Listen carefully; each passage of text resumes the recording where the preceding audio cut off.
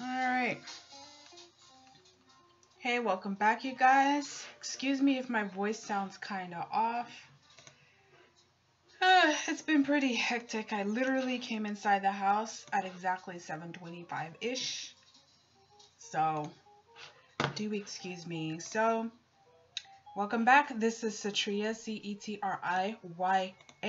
And instead of doing a mech like I did last time, I'm going to work on a print that I said that I was going to work on for convention planning. So, it's going to be Succulent Team. I don't know how you spell succulent. Succulent. Okay. I think that works. Inches. Yeah, that's work for the start sketch. I hope you peeps are doing pretty well this evening. I'm still kind of sort of fighting a bit of a nausea. I'm gonna go ahead and get things all worked out here. In the time of this stream, if you have any questions or comments, please let me know.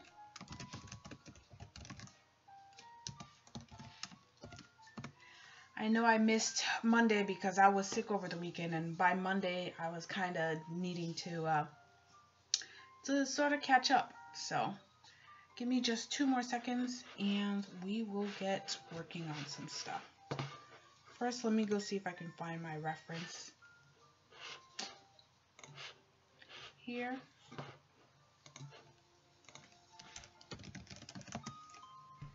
Today's topic is definitely going to be all about that coin and convention planning.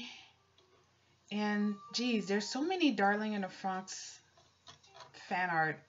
Anyways, yeah, fan art, not really. Maybe in another stream we'll do some fan art.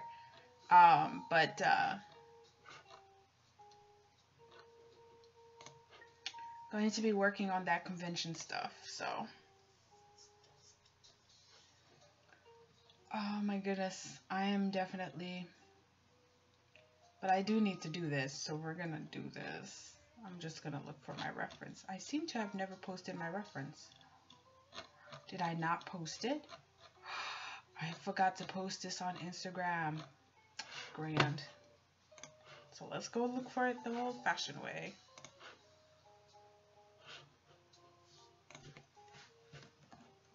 Hope you don't mind the music. I'm also fighting this weird dry throat. I don't know. So much stuff is happening. Well, first to announce is that I got into Anime Boston. It's been, what, year 3 that I tried. And at first I got a half table, but then afterwards they found an extra 3-foot space and decided to give me, I mean, you not really found an extra, because can you find an extra? Okay, alright. I'm gonna have to take this photo. Give me like 2 seconds, you guys. 2 seconds. Let me scan this all up. I mean, convention planning will do that to you. So, sorry if you're taking a look at this over the replay and be like, why am I staring at a blank screen? Now you know why. Hopefully that doesn't mess with my watch time too much. Not too much. Come on, come on,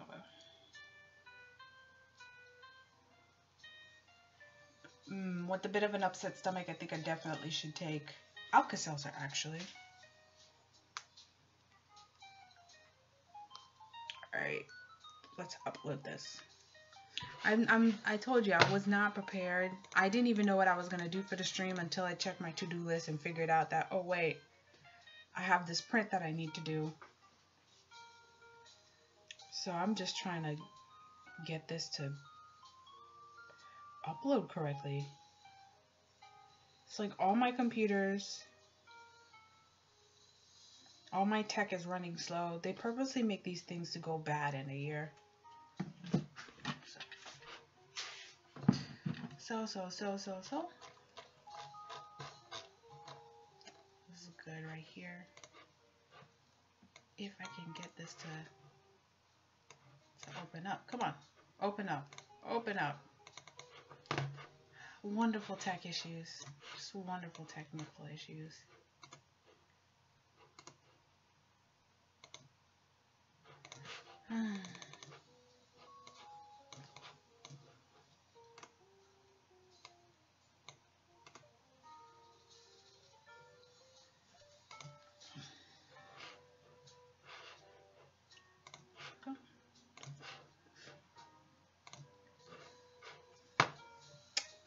There you go. Just a quick rough look at what I'm going to be painting today.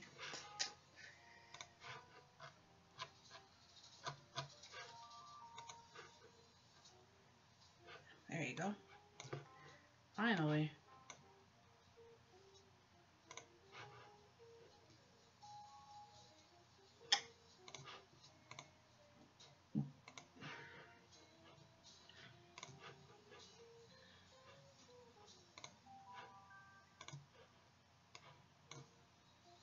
Alright. Don't worry about the quality of the photo. I'm going to be drawing over this. This was just a quick sketch anyhow, so let's go ahead and get that working. I have to say though, I was looking at my Artist Alley schedule, potential schedule. I'm confirmed now for 3 shows. All the Anime Boston is very much all of a sudden. I just actually came from the Dollar Tree. I have several items that I've ordered. I'm working on the book for Queens. Let me show you a quick little preview here. So I do have the Queens book coming out pretty soon, so I'm really happy about that. You can see it here. I know I didn't make it for the Kickstarter and whatnot, but still, I just thoroughly appreciate. I think that for what it is, I'm able to. I'll just eat up the cost and know that I can't print as many books as I was wanting to, but we can get that settled in right now, right? Okay, let me get me some Alka-Seltzer, and then we'll be right back.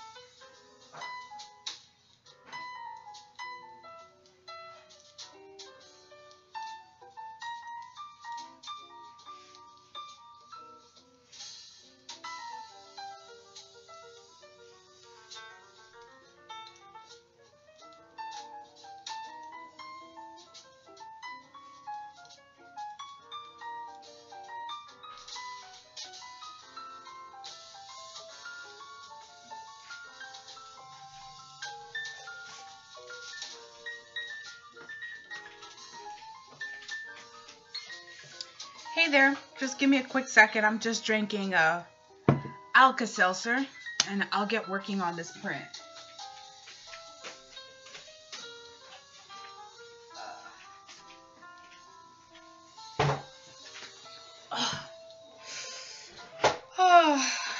convention planning, convention planning. Hopefully the music is not too loud. Nothing like con season to make your YouTube scheduling updates not so good.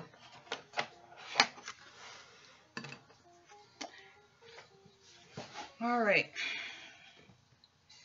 Also, during any time of this stream, I'll probably be repeating this several times as people come in and out.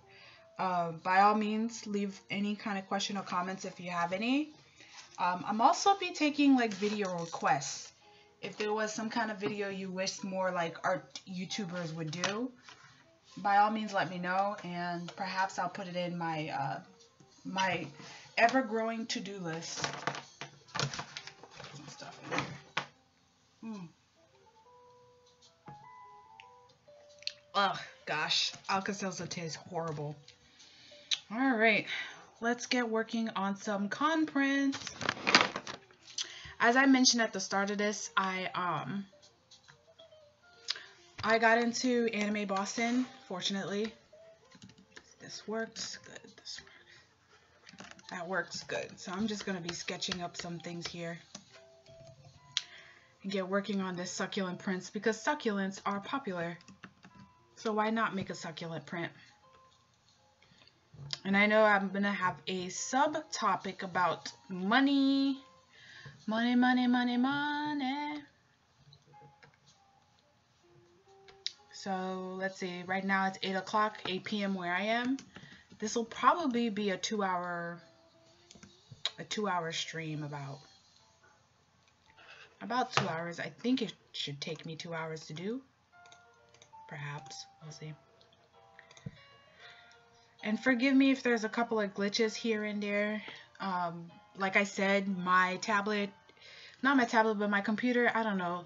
No, it's not my computer, it's Microsoft. Microsoft does some weird things, but we're going to get working on this print for Anime Boston.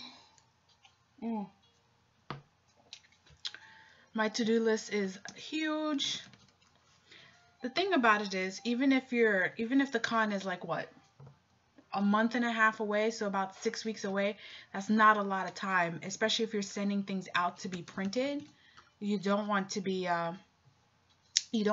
sending things out at the last minute, because more than likely they will not be able to have the stuff that you need on hand. So that's what I'm working on this for, because I had this sketch for a while now. I did it during the time that one of my parents were in the hospital, so I was sketching and I was like, oh, this is cute. So why not work on a succulent print? Plus it looks like something that Redbubble would people on Redbubble would like. So I'm just gonna go ahead and correct, or not necessarily correct, because I want to make the anatomy a little bit more illustrative and get this working. So again, hello you guys, thanks for coming into this stream. So starting off on that topic, all about that coin. I know a lot of times as artists we tend to not want to talk about the money issues or whatnot, but it's very important that we not only have discussions about them, but just to think of it more of a strategy. Because I honestly recently listened to a podcast that talked about money and how we talk about it, and I honestly think that's been like the biggest trick that not just artists but people in America, at least, I don't know for other countries, where for some reason we just don't talk about money. And it's like, it's nothing, it should not be emotional. I don't know why it gets to be emotional, but it shouldn't. It's just a means for trade. That's all money is. It's a means for trade. And both on our end and when someone's paying for something, I don't know why it gets to be so emotional in why we avoid it. Because I mean, to me, I see it as it's a trade, right? So if I need something, I pay you this much. If you need something, you pay me this much. That's all it is. So unfortunately, I think because of the fact that so much things are like veiled or whatnot, we just never really know what to expect, how to actually gauge maybe not necessarily success, but, you know, being financially responsible, and a whole other mess of things. Not necessarily that we need to talk about numbers or whatever, but just maybe talk about tactics. So that's why I'm going to be just chatting, just kind of like having a stream of conscious of me talking about my personal finances and stuff like that. So, hey Pandimensional, you know that's a really hard username to pronounce, but hi, how you doing? You finally made it to one of these streams. I'm going to be talking about money, so if you have any questions about that, or any other questions, or maybe even like video requests, you could leave it in a comment and I'll add it to my giant to-do list. I plan to ship out your book probably Friday, so you'd probably get it either Tuesday or Wednesday of next week. I've just been on like super convention, like convention planning. So, oh, that's not a good brush. This is not a good brush. I need a good brush. So, that works. Let me know if you have any questions, or if the music is too loud or something, or if my voice might sound funny. Like I said, this is day 2 of being recovery from having the fever. I think I caught a bit of a flu Friday after work, and because I know like this flu is sweeping the nation, which honestly I think I might go and get I've never gotten it because I've never gotten sick, but I've gotten sick several times, and I have to say my immune system is pretty darn strong. And I would get the flu shot, but considering I've gotten it 4 times, I'm assuming this thing is mutating faster than whatever flu shot can come out. And that's a whole other side question about artists and health, really, because going to conventions, you're going to be having a lot of contact with a lot of people, and it just might not. Ooh. I can just see how much problems that's going to come about. But still, I mean, whether I get it from work or get it from school, I'm not in school anymore, but you know what I mean. So, all right. This idea for the print is really just because I know like succulents are popular, and a lot of times when I'm coming with my prints, I just I just come up with shapes, and then I decide from there. It's like, you know what, this kind of looks like a succulent or a cactus. I think I'm just going to make it into that, because it's popular, and I finally got into the trend. I finally actually like a trend for once. I think her shirt should be green polka dotted, right? Maybe. We'll see about that. Yeah, I am alive. I came back from work and it hit me around 5-ish, 6-ish. Unfortunately, my coworker might have gotten it from me. She ended up being sick since Monday and today. So we'll see how that goes. But so yeah, Anime Boston. Well, conventions in general. I have such a large to-do list. I really have some pretty big plans for this year. I really am not wanting to work for a person, and for the longest of time, not the longest, but a few times now, I've already kind of sort of submitted my tax as though I am a business, but yet I haven't actually really made enough money. I've freelanced here and there, and I think after listening to so many like business blogs and stuff like that, that I should actually, you know, that I should actually treat my work as a business. So I have fiscal goals. Fiscal? It sounds so weird. Okay, so I have monetary goals, because saying fiscal sounds really weird. I have some ideas on how to get said goal. I may not make that goal, but at least if I have a goal, I think they call it saying what get managed, get measured. I'm sorry, you guys, if this sounds like such a boring topic, but the same way you gotta eat your peas and carrots, you gotta listen to these kind of talks too. I know one of the more popular talks is like how to deal with depression or what's your favorite characters and stuff like that, and that's all great and dandy, but we need to talk about that money. We need to talk about that other greens. So yeah, I have quite a number of goals. And for this year, I am doing conventions. But let's get onto a side note about conventions, okay? So, the fiasco that was Anime Boston, the convention has not happened yet. But it's just something of the reason why I took a pause from Artist Alley for like 3 years. For one thing, I pretty much only do original stuff. And I feel like to an extent, most of my things does not immediately capture a broad audience. It just so happened someone posted about how to sell original artwork at Artist Alleys. And some of the comments were like, to draw certain certain things like deer skulls or skulls in general, or random pretty girls, and I mean like, you know, full detail pretty girls, or I don't know, draw dragons and whales and mermaids and mystical stuff and things, and it's all topics that I don't really draw. So I took a pause from doing Artist Alley because I know that monetarily it was not worth it. You are traveling and the expenses get really high, and I think for a good while now, up until recently, people were kind of just not really understanding what it means to grow a business off of like Artist Alley.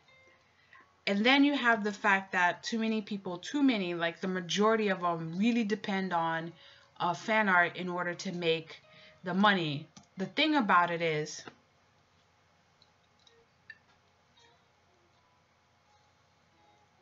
yeah, it is very important about being self-employed. So this is not a topic about fan art, but it's to understand about something that's called growing your business to scale. So if you're only doing fan art, you literally cannot grow your business to a certain scale. If you think about it, like you can't, for example, I don't know if any of you who are currently watching or will watch ever heard of the IP called Tokidoki. Tokidoki, I saw a couple of their stuff years back at conventions, and it's their original cute stuff. I think the closest competitor would be like their version of Hello Kitty, but not the cat, but just the whole kawaii style thing. And then eventually I started noticing they had giant exhibitor booths, and then eventually I started actually seeing their stuff at the mall, at the store. I mean, in stores at the malls. So you cannot grow your business to that extent if you're only depending seriously on fan art or someone else's IP. You can never license it, because to be frank, trying to Kickstarter, there goes another thing, thousands of units won't be enough. Now, if you just want to sell a couple of thousand units per year and you could regularly do that, for now, while the laws are the way they are, do that, because it's okay to be staying as a small business. I personally, it would be nice to be Tokidoki, but I'm not seeking to be Tokidoki. But it's just to show you an example, because I'm only one person. You're only one person. Eventually, for you to grow your business, you have to hire somebody out. Another example. Hey, Ladybug. Just talking about that moolah. So another example where he's definitely recently getting into that, and that is his name is Pete Moorbacher, but there's a couple of people, and that's part of the One Fantastic Week group, and they're on YouTube, so you can go ahead and check out One Fantastic Week. I'm just working on a succulent print for Anime Boston, but yeah. Where he used to be a freelancer for Magic the Gathering, and now he's finding that he's making so much more money and is finding his work far more satisfying making his own original prints. Now, his original prints are still based on some sort of mythology or theme. In his case, it's angels, and a couple other people. But the point is, he made enough where he's getting to the point where he has already hired a couple of people or two, and maybe subcontract a couple of people. I think he's getting to the point where he's going to need some more virtual assistants.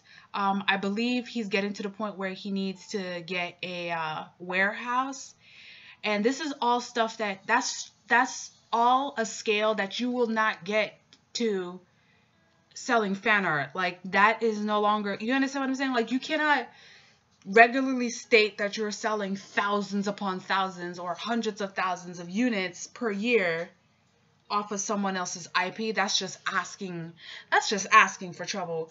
So this is what I'm talking about, getting beyond, you know, it's not the fan art itself, it's just the whole legality of it all and getting past artist alley. Because here's the thing, like I was saying, I got into Anime Boston, but this is the third year that I actually got into Anime Boston.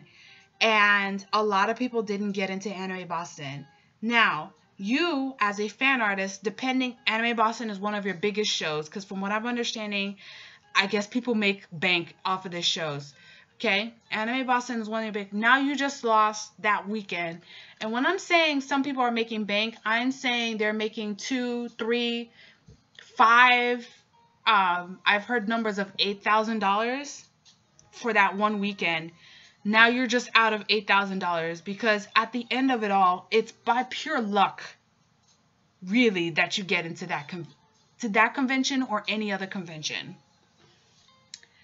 I've never made nowhere near that much money, but the point is, you cannot, like, I literally could not just put on my next schedule that I will be at Anime Boston 2018. Well, we're in 2018, so I will be there. Sorry, 2019. You know, like, I will be at Anime Boston, or I will be, let's see, I've been waitlisted for Otakon this year, so it's not like I could just say on my calendar that I will be at Otakon or I will be at Anime Expo. You know, you cannot control, you have some control, but you have very little. It's really up to the fates. It's all on luck. It's all on how fast your computer is that week. It's all on how many people are trying to get in. It's all on a number of things, and quite frankly, it could be all of a sudden what you thought was popular end up just not being popular for that show, or it stopped being popular that year, and now you have all this extra inventory that you already paid money for, and you pretty much have to trash it. So this is what I'm talking about when it comes to conventions specifically. Unless, I mean, when you start making like past 6,000 and you can guarantee, well, first off, if you start making that much, you probably need to start hiring somebody, because there's no way you're going to be able to have enough inventory and be by yourself, because that's just asking for theft. There's been more thefts at conventions, both in Artist Alley and in exhibitors. And, like, quite frankly, most of these people are not able to deal with the logistical side of working it. So this is the example that I'm talking about actually growing your business to scale. So, yes, I'm doing Artist Alley. I find it's pretty fun. I want to see, you know, as this is my first year back after a 3-year hiatus, if I want to continue that as part of my business or not.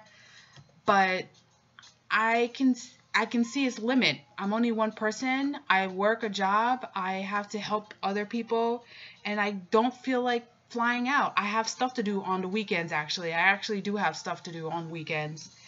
And every time, and then here's something to talk about also, and it's called, you may have heard of it, it's called opportunity costs.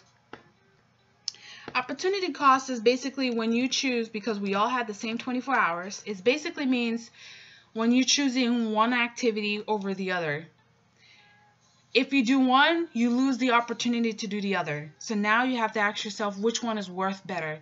And quite frankly, it will get to a point that doing conventions will actually lose you money unless you are making thousands upon thousands of dollars, because you're one person. Whereas if you do something else, let's say you license your work, for example, like Tokidoki, you license your work, I'm sure they're making far more money off their licenses than they are if they were to present at a show. The only difference is they no longer have the opportunity cost because now they just hire some person to work their booth. You know what I mean? Let's see here. Let me get this saved in so I don't lose my progress.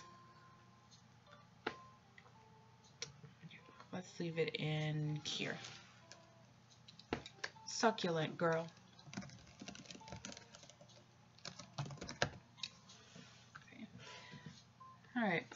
So yeah, I am doing convention this year, but I really know that in my future I don't see myself doing it on a regular unless I'm able to make enough to hire someone out and actually maybe just go straight towards exhibitor booth, because first off, people who goes into the exhibitor section, they're more likely to they're thinking to buy. Like, they're going in there wanting to buy. That is their mindset. Whereas Artist Alley may be an afterthought for them, and whatever is left over. Like I said, Mr. Pete Moorbacher off of One Fantastic Week mentioned that once you get to the point where you're making enough to go into the exhibitor booth, go ahead and do so. There's a couple of shows where that's an exception, like for example New York Comic Con. I feel the people pretty much, when they go to Artist Alley, it's such a trek, they really want to get some, you know, some good art. I think New York in general is very art oriented, so we got that. We have that. Then you have to consider not just your opportunity cost, but anything that can happen. Because when you add travel to things, and it's not just, oh, I'm paying for my plane ticket, you're putting yourself very vulnerable. Anything can happen. You can actually lose all your merchandise because the plane decided to lose your suitcase or whatever. But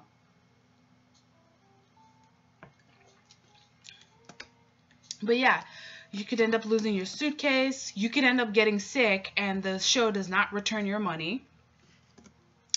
There's just a number of things, and because you're sick, you don't make money. So to an extent, you're just going right back to getting paid per hour in a sort of way. And let's just be frank, most of us have done retail before. We know how not nice retail is. So why do that to yourself? You know what I mean? Like, why continue the retail hamster wheel? Just because you're doing it for yourself does not make it all the more glamorous. It's like working on commission, not commission art, but like getting paid per what you sell at the time that you're there. Because the longer I'm there, I can't be drawing this while I'm at a convention. I can't draw while I'm at a convention, other than commissions, and even then I take those back to me with the hotel. So there's a lot of things to consider when you're actually thinking about your expenses for certain materials or for certain shows. So it's not just oh, I made back table, because that was something that was going on for a while now. People were like making back table, they were happy making back table. But when your table is costing $500+, you need to make more than making back table. And if you're flying, like for me, I'm flying into Boston, but where I currently live, we don't really have an airport, so it would cost me an additional $300 and an additional 3 hours to find a connecting flight. So you got that. Other things to consider, as I had mentioned earlier in the stream, is that I am 6 weeks out from the convention, and yet I'm working on, this is just the only print that I'm working on, and I've already sent things out to be printed. I'm going to order I've ordered a couple of things. I have a few more things to order. And let's see here. Just checking to make sure this looks good.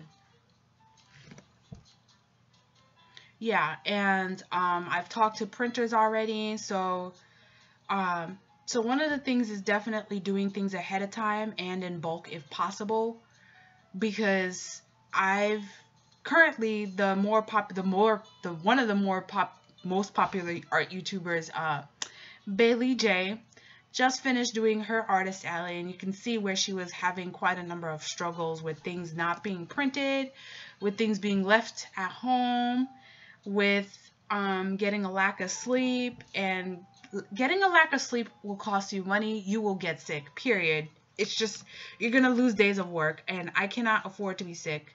So there's all of these things to consider, and that's why you need to do things ahead of time and get your math and paper straight. Also, doing things early will let you get discounts, because when you send things out to be printed or shipped, they'll charge you for how quick you need to turn around things. So if you need something next day, first off, it doesn't give you a chance to make any corrections. So you might end up paying all that extra money for a rush order, and then you get it and you're like, well, I can't use it. It looks horrible. Well, yeah, because you didn't plan for it correctly. So there's just a lot of things to consider with logistics. I know there's a snowstorm happening up north, so you don't want your package to be delayed. Or even worse yet, as con season starts to go, the more well-established online printers get swamped, backed up like there's nobody's business. And you don't want to get caught into that. So yeah, that's my thing with Artist Alley. Basically, to sum it up for Artist Alley in this section of talking about that coin, is it's only somewhat sustainable. It is not very sustainable, and quite frankly, you are exposing yourself to a lot of loss of money. Anything can happen. Bad weather can happen. You can get sick and you end up losing the money for the table. You could end up losing your stock because of bad weather or whatever. Mail get lost. You're putting yourself up for a lot of things.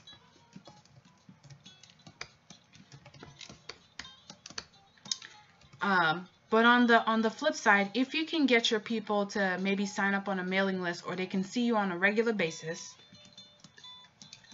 you can get a pretty dedicated fan base around your work.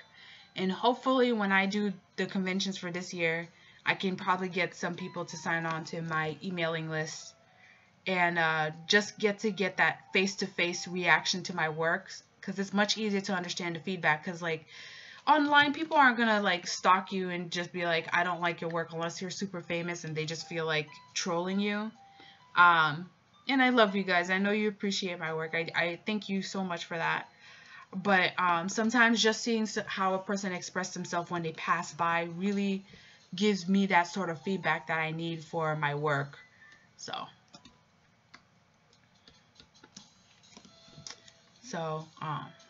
that's my spiel for Artist Alley. So if I don't see Artist Alley in my plans for a long term, what do I see myself in long term? Well, not necessarily super long term, because we never know how that's going to be like, but there is something called Amazon. I don't know if you heard about it. You know, it's just this online retailer, you know, that happened to buy, you know, Whole Foods, is rumored to buy Target. I'm sure you've heard of Target, but you know, there's this shop online called Amazon. And there's this thing, they got several programs going on right now. They got this program called Fulfillment by Amazon. And Fulfillment by Amazon is basically, you find something, right? And then you buy a lot of somethings for cheap, right? Not cheap, but like lower price, you know, it's called wholesale. I don't know if you know about wholesale. Then you do whatever Amazon asks you to do, and then you send it to their warehouse, right?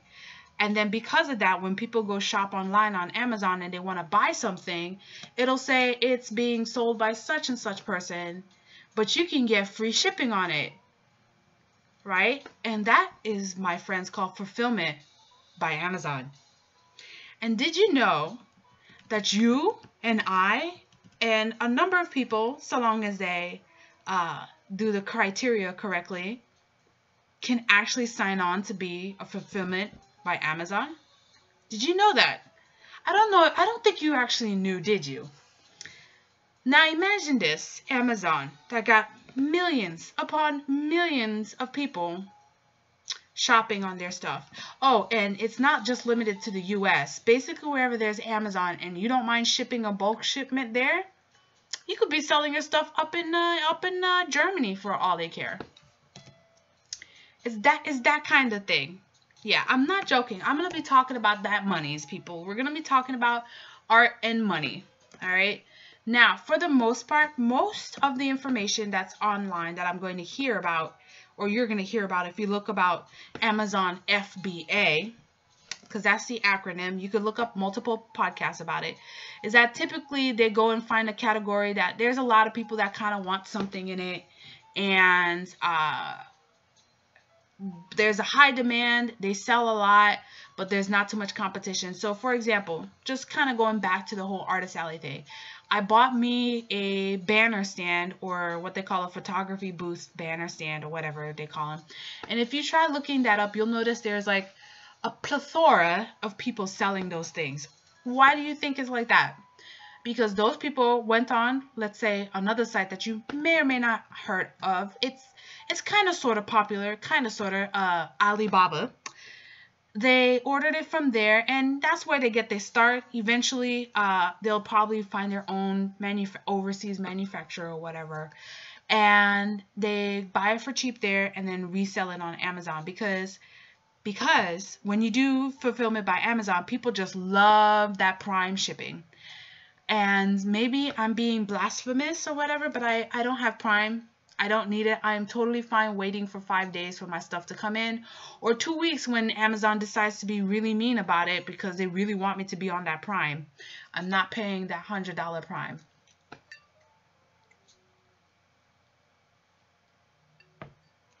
Oh yeah, I'm going to be telling you as much as what I understand about this, but that's actually kind of sort of difficult, and who knows, later on I'll see where I want to expand my business with that kind of thing. Maybe if I'm more known, I might, you know. But here's something else that Amazon does. I'm sure you've heard of sites like Redbubble and maybe Society6. They sound awesome, you know, they sound cute. But there's something called Merch by Amazon, as in merchandise by Amazon, as in print-on-demand t-shirts and stuff by Amazon. Yeah, that thing. Well, they'll print your shirts, and for the most part, I think most people are selling them for like anywhere from $12 to $19, $20 or whatever, $25. And again, you get free shipping as a buyer, like if you're buying something or whatever. And you, as the artist, all you did was upload your file. That's it. Upload your file, make sure you got the good keywords and all that good stuff, you know, best practices so people can find your stuff.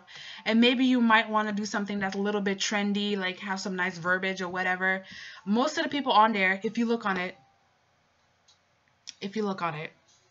I'm dropping everything, because like the few people, I understand we do art, but let's just be real. Like the graphic designers and motion designers already know what's up. If you haven't heard of that podcast, of that channel yet, it's called The Future. I know, I love the title, especially when you talk about it in a sentence. There's a channel called The Future without the E, so it's Future, F-U-T-U-R, no E. And it's all these like motion designers, and they tell it to you straight about everything. And I can guarantee those people are just as much of an introvert like the rest of us. Okay? But the point is, Merch by Amazon it starts off with you slow. You only get a couple of slots that you can fill in. And eventually you want to get to where you can have, like, you can upload hundreds upon almost thousands of shirts or whatever. But let's say I just upload 100 or so shirt, and let's just be real, the majority of the people on there, and when I say the majority, it's probably like 99%, because I'm not joking, just go on Amazon and look up Amazon merch, and you'll see the t-shirts that they have on print on demand. Almost all of it is like some weird clip art stuff, or all of it deals with holidays. Or, you know, just like it's obvious that most of these people are not artists. It's whichever. I'm totally fine with it, because that's less competition for me. You know what I'm saying? Yeah. That sort of thing.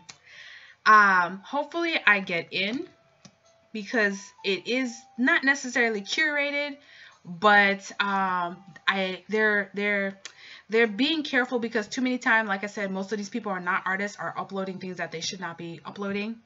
And verbiage, actually, you know, when there's words on shirts or hats or cups or whatever, are actually trademarked. So you have to be careful with that. But fortunately, I work at an office where there's a legal person, and I just shoot her an email, say, is this verbiage okay for us to use? And she'll be like, yeah, that's okay. And I'll be like, well, I'm going to put this in my little pocket for me to take home. So, I am kind of perky. For someone who recently dealt with the fever this past weekend, as in 2 days ago, I'm sure I am perky, aren't I? I think, should I give her bangs? I don't know if I should give her bangs or not. I don't know. Should I give her bangs? Because I want to cover her eyes. Yeah, I'm going to give her bangs.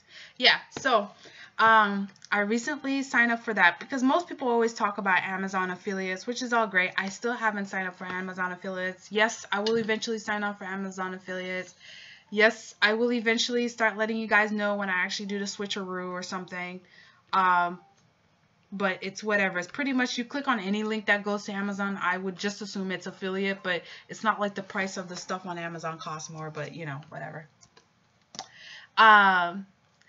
So that's the second program, right? The first is fulfillment by Amazon, and the second is merch by Amazon, print on demand, basically their version of like, whatchamacallit? There's so many t-shirts, like T-Fury, Teespring, designed by humans. There's a bunch of t-shirts, but I mean, it's Amazon, okay? And since it's print on demand, you don't need to worry about it. And like Amazon, literally, like for example, I don't do holidays, but for example, St. Patrick's Day or whatever, I heard on another podcast where it's like they literally ran out of green shirts.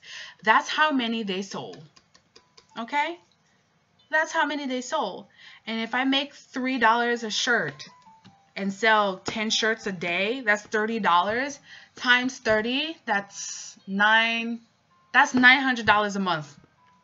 $900 a month. 10 shirts a day. $3 each, $30 a day, times 30 days, $900 a month. Now, it might take me a while for me to get there because you need to figure out, you know, what works, what doesn't work or whatever. But I'm going to be drawing anyways, and all I have to do is upload that thing. That beats anime conventions. Do you understand? Whether I'm sick or not, it's going to come up. And since it's still relatively new, exactly. It's a rent bill. This is, you know what I mean? And guess what?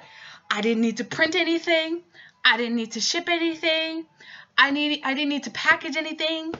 The person just comes in, say, ooh, a cute t-shirt for $20. They have size 3XS or triple small or something, some weird odd size that you always hear convention people that print t-shirts end up having problems with.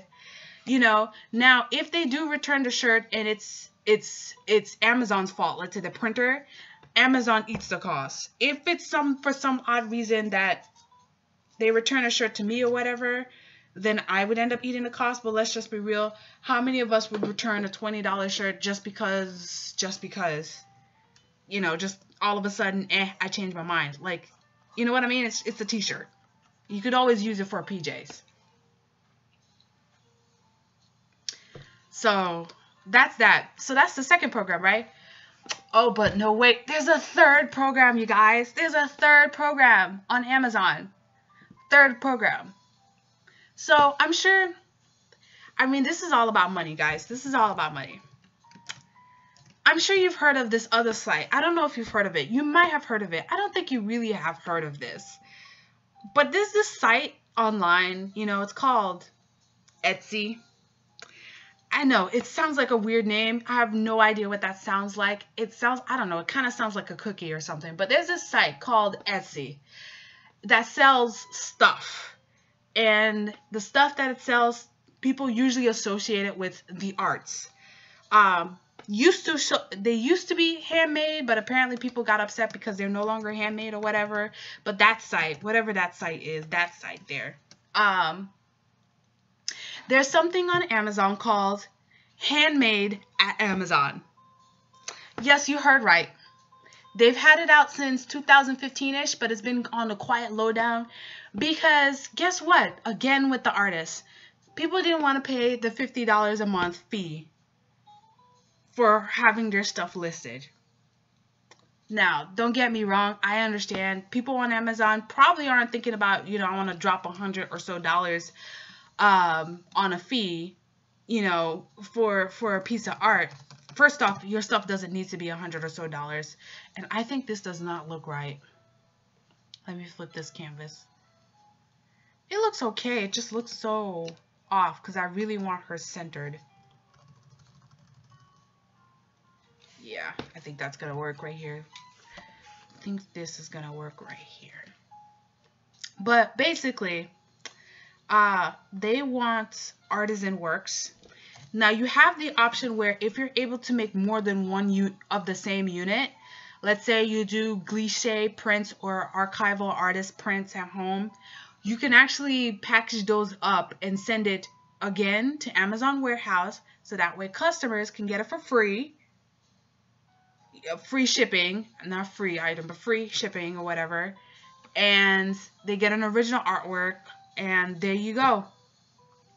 Like, why should I be at a booth at an anime or a comic convention for 10 hours a day for 3 days straight, plus whatever time it took me for traveling, so I lost the day before and the day after, sleeping at a horrible Airbnb or an overpriced hotel, having to pay how much money for parking or how much money for Uber, like all of these stuff, when I could just ship my prints out to Amazon and then people will get it for free shipping and everything is good. And no, they cannot return handmade stuff. Unless the stuff was damaged, they can't return handmade stuff. Do you get what I'm saying? Do you see the possibilities?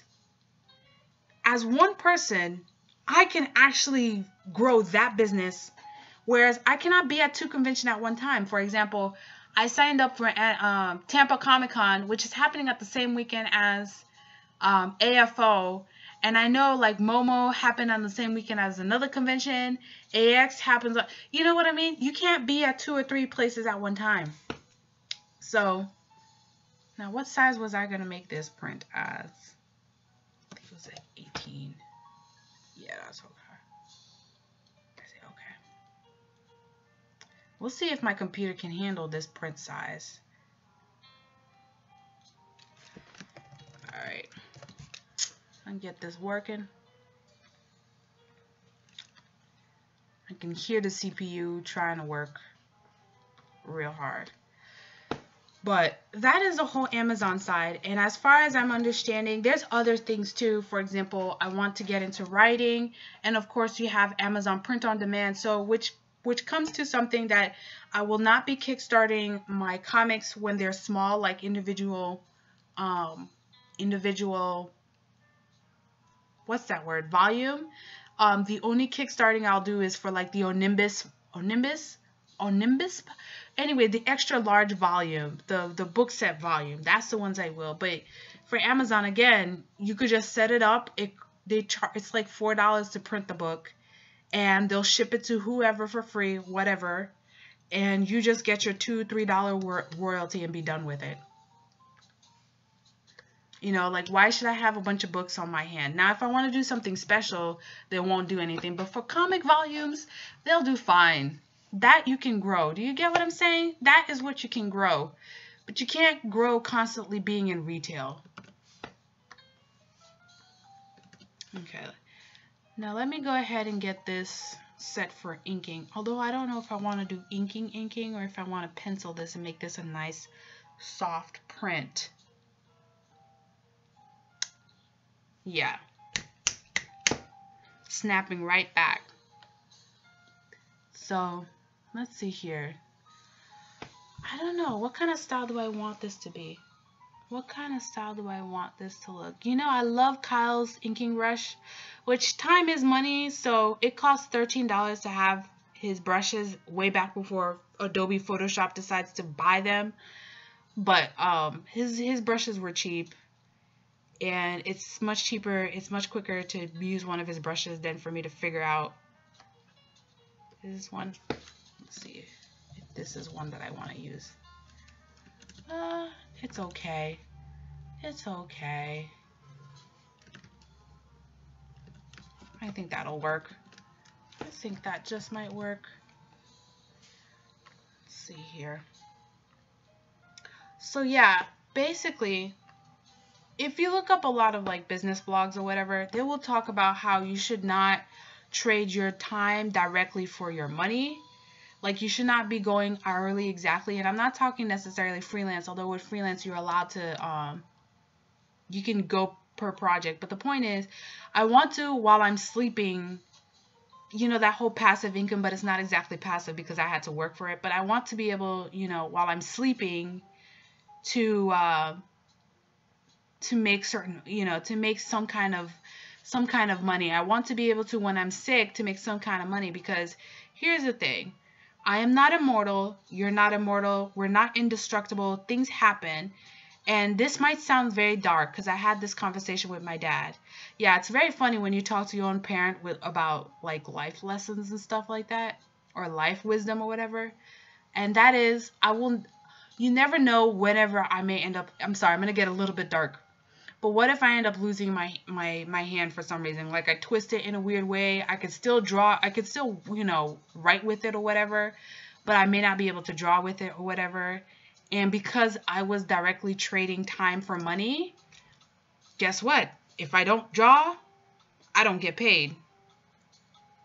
You get what I'm saying? So you want to have something in place where you get some kind of moolah, because and there's been statistics about this too, not about breaking hands, but statistics about how in the year 2020, or even sooner, or maybe a little later, the majority of the workforce, at least in the United States, is going to be subcontracting and freelancers. You understand what I'm saying? So if that is the case, this trading your time for money, like, why should I spend time you know, wasting away at a booth doing something that any person pretty much can do? Because we all know that getting a retail job, unless you're a criminal, is pretty easy. It's not that hard to go to the mall, fill out an application, and get managers desperately calling you to just fill the sales floor.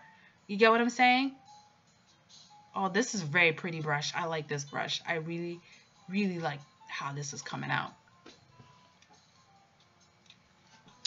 So, I know, money is a boring topic. It is. I am sorry, guys. I'm not talking about art depression and all that stuff. I'm not talking about, you know, art block and all that stuff. I have more than enough ideas that, and I just last night, or maybe during my fever dream or whatever, I came up with an idea, and I am past that stage.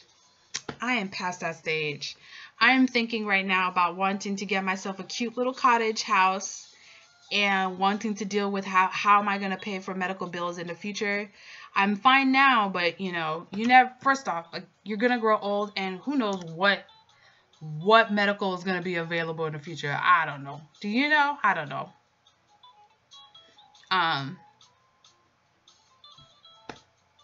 So it's all about the real truth. So let's get into another little segment. That's because I talked about conventions. I talked about, you know, selling your stuff, because it doesn't matter whether you use Amazon or say Walmart, because Walmart actually does, from what I understand, you can get your stuff in Walmart if you're trying to do, I know there's like been rumors about a program that they're doing.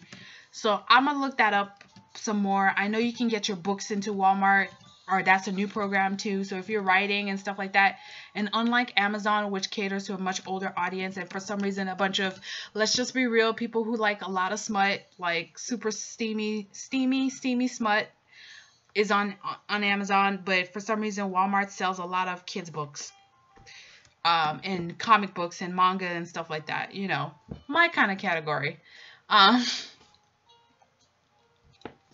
I mean, I hope it's not, because it's not a topic that you hear, like, look, maybe there will be some people that talk about money, but they'll be very vague about it. They're not going to be like actual, you know, truth for truth kind of thing. There's only like one or two YouTubers that deals with art and talk about money at the same time. Too many times. Um, Again, if you guys haven't checked out that podcast that I talked about, it's called Surviving Creativity. And it's one of the hosts is Scott Kurtz from PvP. And they actually tell you his numbers. I think his company made about $500,000 last year. And the first thing that people are talking about would think is like, oh my goodness, $500,000. But even though I probably make probably like $5,000 off my freelance myself. And understanding how much money someone makes at a convention, my first thought was like, man, his expenses must be really high if he's making that much revenue. You get what I'm saying? Because that's just $500,000 gross. That's not talking about whatever fees he has to do. That doesn't include whatever taxes he has to do. That doesn't include all the people that he has to pay for. No, Surviving Creativity is on Patreon, but it's for free on Patreon. It's optional if you want to pay for it. It's a wonderful, wonderful, wonderful podcast. You gotta see it. Oh, that mouth is horrible. We'll get back to that a little later. We'll just get back to that. I think I'm gonna put the smoothing in. There you go. We'll get back to this face later. But yeah. So, I lost a little bit of trail of my thought. Drawing and talking about numbers is not, I don't think my brain cannot do the whole using both sides at the same time thing. It doesn't, you can't, think numbers on one side and then think drawing on another side. It doesn't work. All right, let me get this in here. But yes, he mentioned he makes that much, and a lot of times they also talk about why people don't talk about money. And one of the things where people get super emotional about it, but I was glad that I heard that number, because now I finally see the potential. Or else you'll just be floundering around thinking that, oh, if I made $40,000 for that year, that's enough, right? No, it's not. If you're making $40,000 and you live on your own and you're getting paid by somebody else, your W-2, because this is the thing. When you work for someone else, your employer is actually paying for half of your taxes. I don't think you know this. When you are self-employed, you're going to be taxed twice as much because you don't have someone to pay for that other half of the taxes. I don't think people realize this. When you work for yourself, at least in Florida, if you're not working in a state where they have a state tax, so places like Massachusetts, New York, Connecticut, California, the state itself will tax you your income. Florida does not have a state tax.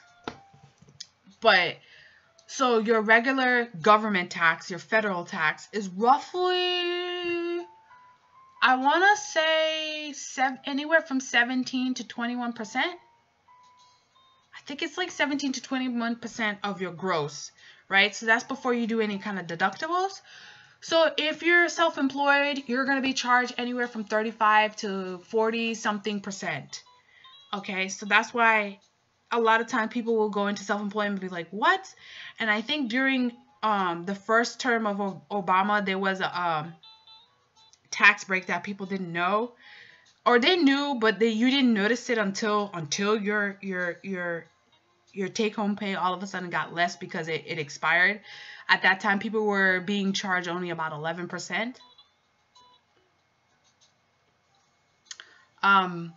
There are some places that will give you figures of about like, oh, you only get charged 14%, but it's honestly, most people say try to save about like 30% of your stuff, 30 to 40%, because you do not want to get charged the penalties about that stuff.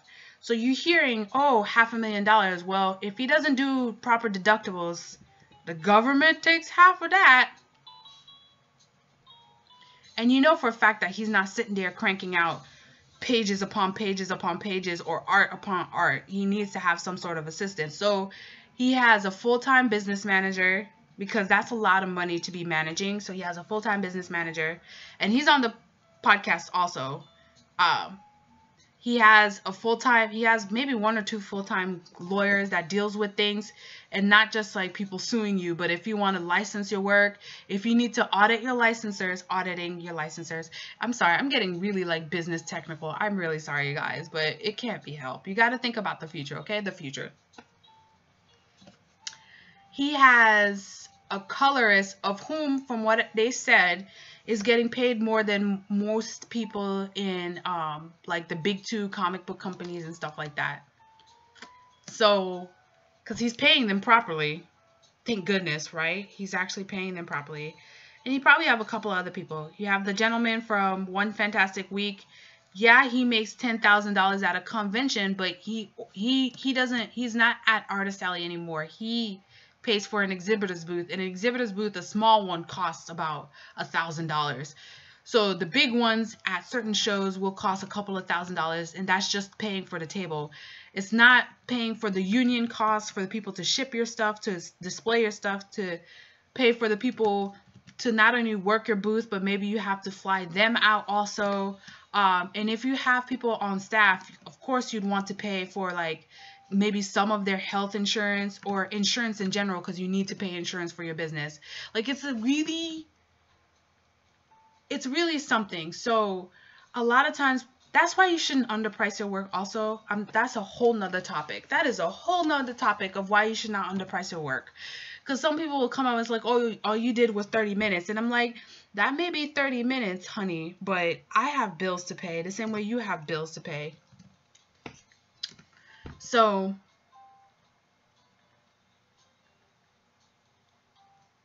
I'm sorry, I kind of went on a bit of a side tangent, didn't I? I kind of did. Oh, by all means, if you guys have like questions or something, let me know, because a lot of this is like research and stuff, you know, ideas of what I plan to do to scale my business.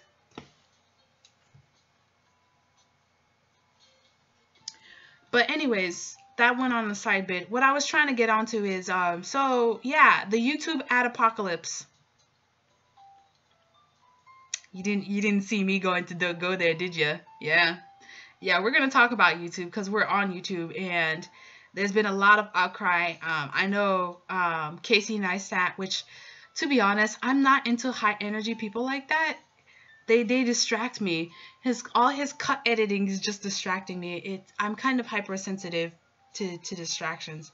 But he recently did an interview, well, more like a quick chat with the chief business officer of YouTube or whatever. And you should see the comments on there, man. The people are super sad.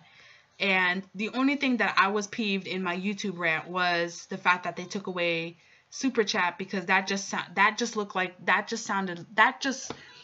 was just lazy on their part, and lazy relative because YouTube is massive, but again, that was like a sudden change laziness on their part.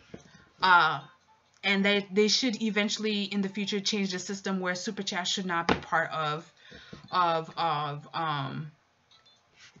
it shouldn't be part of it, because technically speaking, they also have something called subscription models, where let's say if you saw the subscription button on my channel, you could actually pay a little subscription fee every month, and then you would supposedly get something. And I'm hoping that's not under the same bracket, because like, what if people no longer want to run ads on their channel? And quite frankly, the recent ads have been such bad quality. Not in terms of like filming, but it's like I really did not need to see 50 Shades of Grey that many times. You cannot skip this commercial. You cannot tell them to not show you the commercial because it's repetitive. Like, it's a stupid commercial. Under my preferences, I specifically said no movies. I do not want to see movie commercials. So honestly, even when I get to a certain fee, unless I'm making so much money, which you still don't make that much money off of YouTube advertisement, I probably will never run advertisement on YouTube unless they make it a requirement. But the super chat and the subscription thing should not be under the same banner. But basically speaking, a lot of people were freaking out because they were trying to figure out how to make money with YouTube, and then a bunch of these bigger how to do YouTubers all of a sudden are posting how to make money off of YouTube videos. because that's trending, and I'm sure they're making a decent amount of coin with people clicking, trying to figure out another way to make their money of making from YouTube.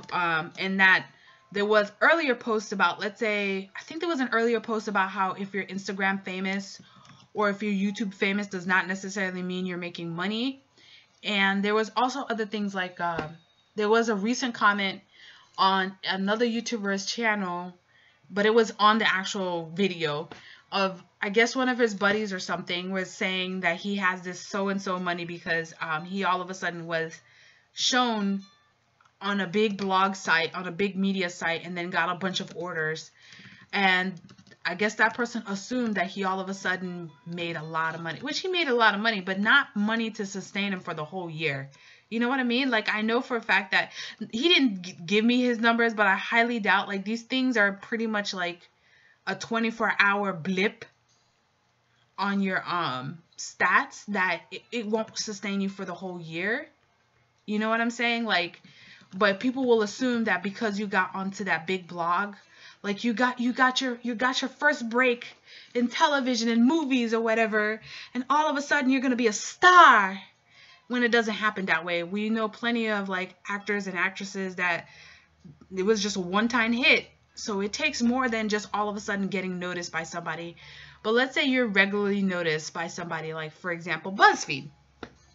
I don't know if you guys have heard of BuzzFeed. For those of you who are just coming in and out of the channel, I'm just talking about that money for artists. Exactly what the title says. While I am working on a print. But you know, there's a number of those people that in BuzzFeed, and you'll notice they'll like transition in and out of people, whatever, where just having thousands upon thousands of followers on Instagram or on YouTube or whatever does not necessarily mean you got the business chops to actually monetize those people. And it could be, quite frankly, you ended up gaining a bunch of people that aren't into spending money anyways. So there's that. Wow, this is coming out so pretty. Oh, this is so cute. This is very feminine, actually. This is extremely feminine.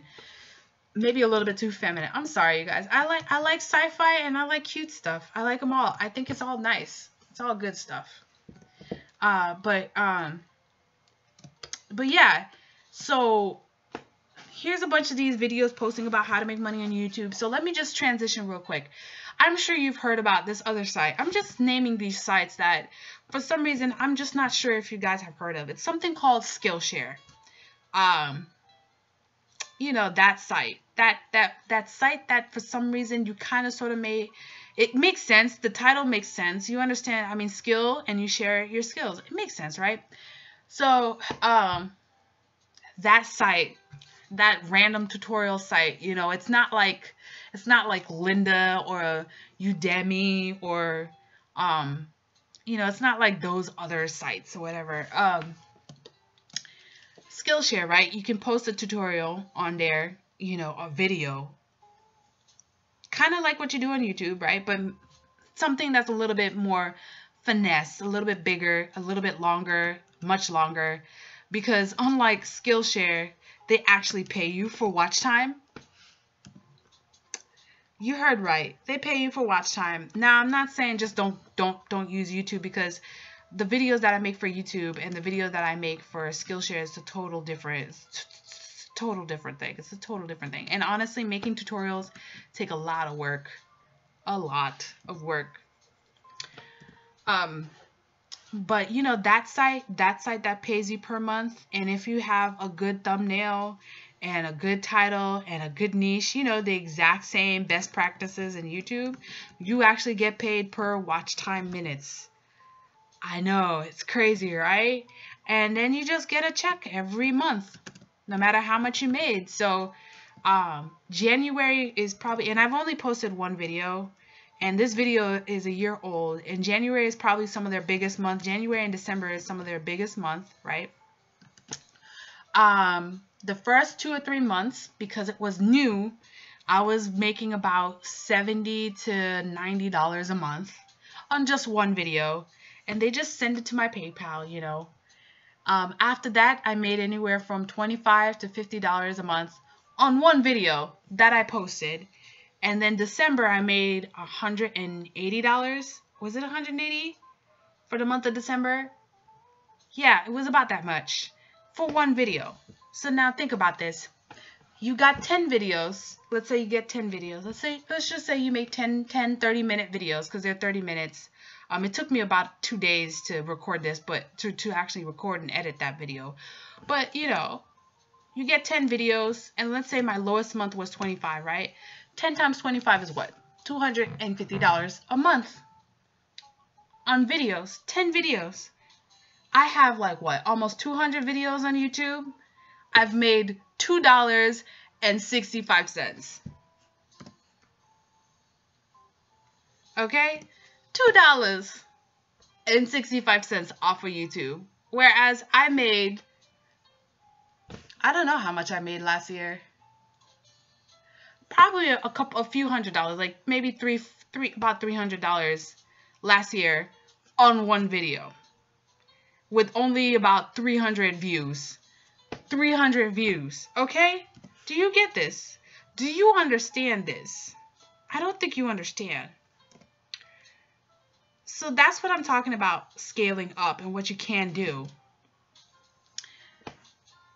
about these things. And there's a couple of those people. If you look at some of the bigger Skillshare people, they have 100 or so video. 100 or so video times 25. Do you get what I'm saying? That's $2,500 per month on the low end. On the low end. Maybe I should get to doing more videos on Skillshare. I'm going to think about that. We'll think about that. I have to put that in my plan. It's that kind of thing. So yeah. What I've talked about so far. I've talked about Artist Alley. I've talked about... I talked about Amazon, and then I talked about Skillshare, right?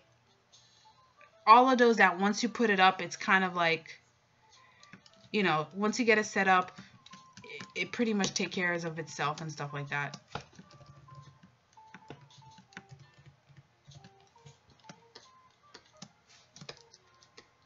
If you guys have any questions so far, you could also ask me questions about the artwork that I'm making. It doesn't all has to be about money or whatever. Or if you have like requests for other kind of videos in the future, whether it's a live stream video or a recorded video, you let me know. Yeah, her arm was way too long. Because if you look at it, your hand pretty much stops like midway through your hips or something.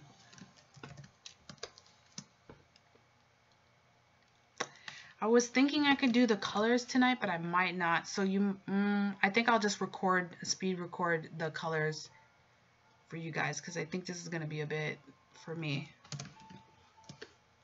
Or maybe not. I think I could it's only 9:05, right? I could work for another hour.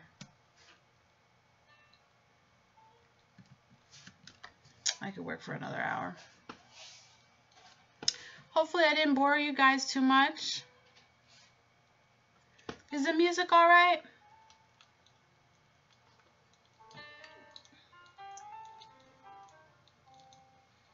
Let's see. I sound more hyper than this music. I think this print is too pretty, which means it might not sell that good. I don't know. There's some weird cosmic irony that happens. When something is too pretty, it doesn't sell. Cute sells faster than pretty, I think. But I don't do cute. So I do some kind of cute, but not that much cute.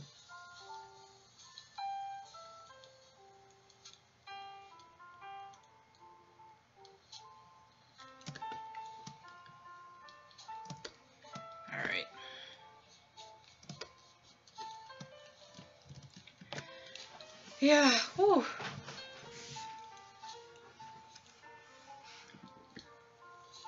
A lot of times when I'm working on these prints, I just kind of like, I make modifications as time goes.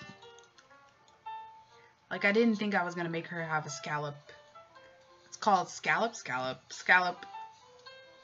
trims, but it ended up looking really cute, so.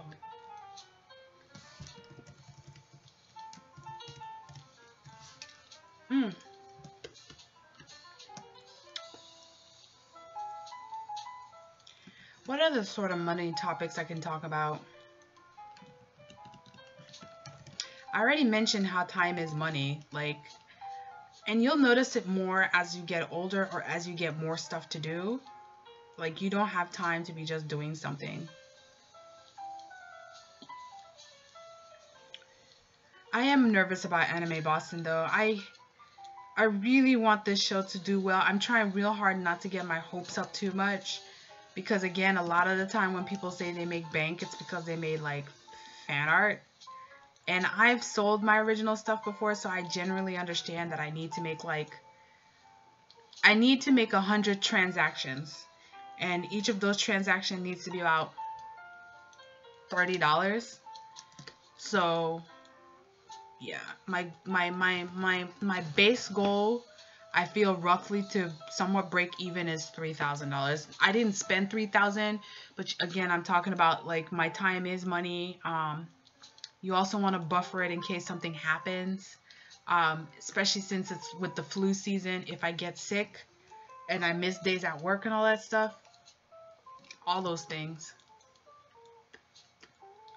So I'm going to make sure I do that.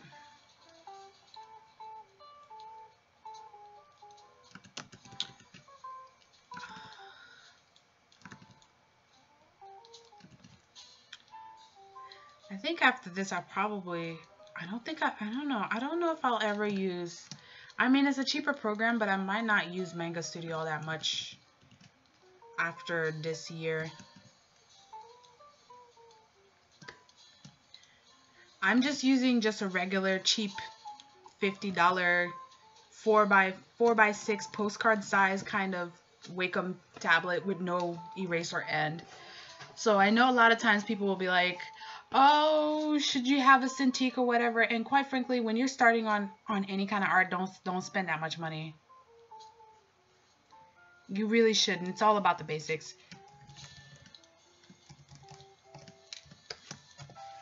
It's all about the basics. I'm gonna cheat right now, okay? Don't look. Don't look.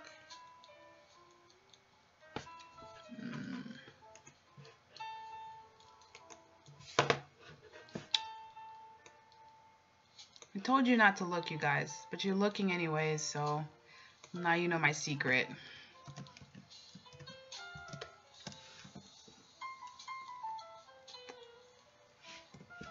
Now you know my secret. I'm sorry. I'm not a good drawer. You'll have to forgive me.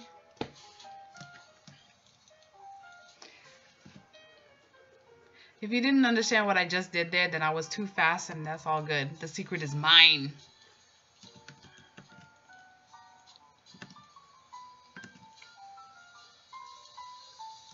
Alright.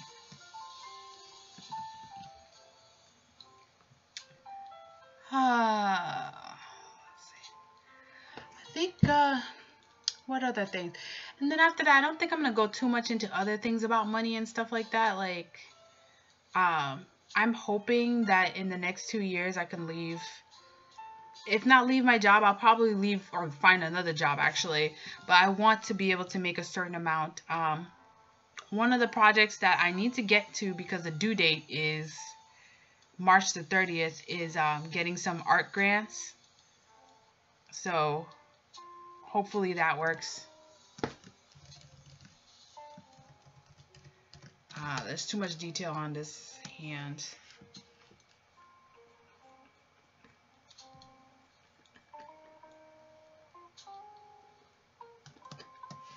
There you go. Yep, you heard me right. Too much detail on this hand.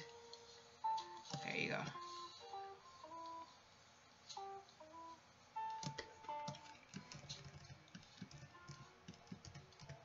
I think I might make her hand a little bit bigger.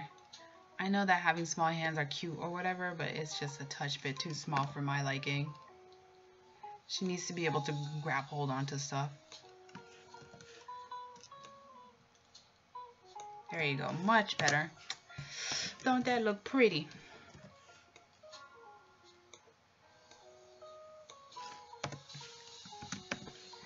I know a lot of time people will look at this like, see, I told you digital art is easier, and it's like, either you're able to notice that you make a mistake or you don't. It's called a light table. You could use a light table. Alright. If you guys are just stopping in, I know I've been streaming for about an hour. I'm working on a last print for Anime Boston.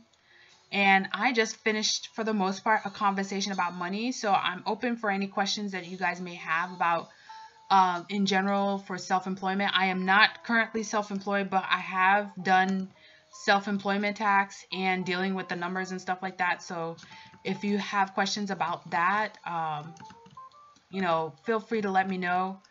And I do my best to answer the question. All right. And like I said, if you have any ideas or thoughts or maybe like suggestions for future videos, whether in the stream or not, by all means leave it in the comments and I'll add it to like my to-do list. I do have quite a number of ideas to do. Definitely going to talk about my experience with the artist Sally, but because now that's kind of like a trend, and her arm is too small. But if there's something that maybe you've seen me done? That's horrible, Grandma. Maybe there's something you have seen. I don't know how to say the proper grammar. Maybe there's something I have done in the past and you have seen it. Let me know and I can go ahead and make like a more elaborate video about it.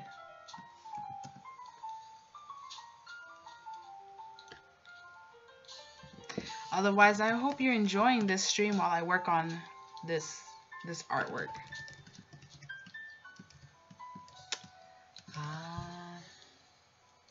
Okay, there's something highly off about this. So we're gonna check something real quick on this anatomy.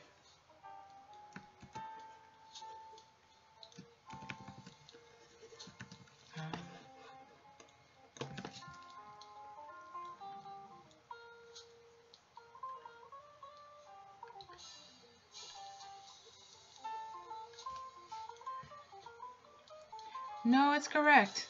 Ironically, it's correct. Okay. I mean, it is what it is.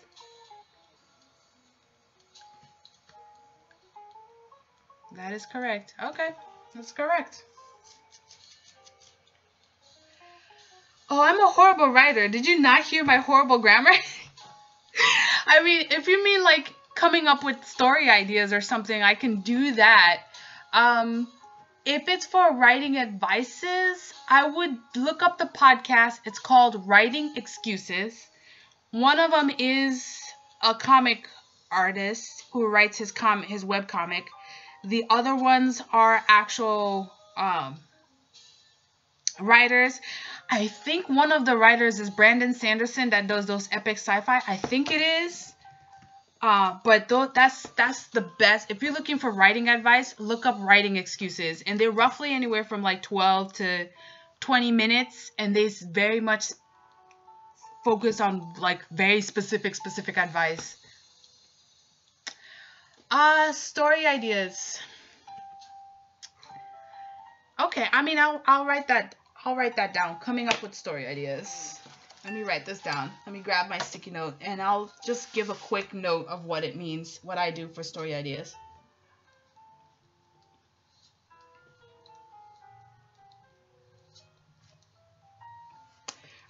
In general, for your story, the main character or whatever the main plot, there must be a motivation or reason to be. And coming up with ideas could come from anything really, like me having my fever. I had a fever dream and then stuff came into my mind and I came up with an idea, and then when I actually felt better, I fill in the holes. But basically you start with the day is normal, like it's an everyday normal thing, you know, it's just normal, it's just usual. And I mean normal as in whatever, the world is normal. And then something happened, which is a catalyst.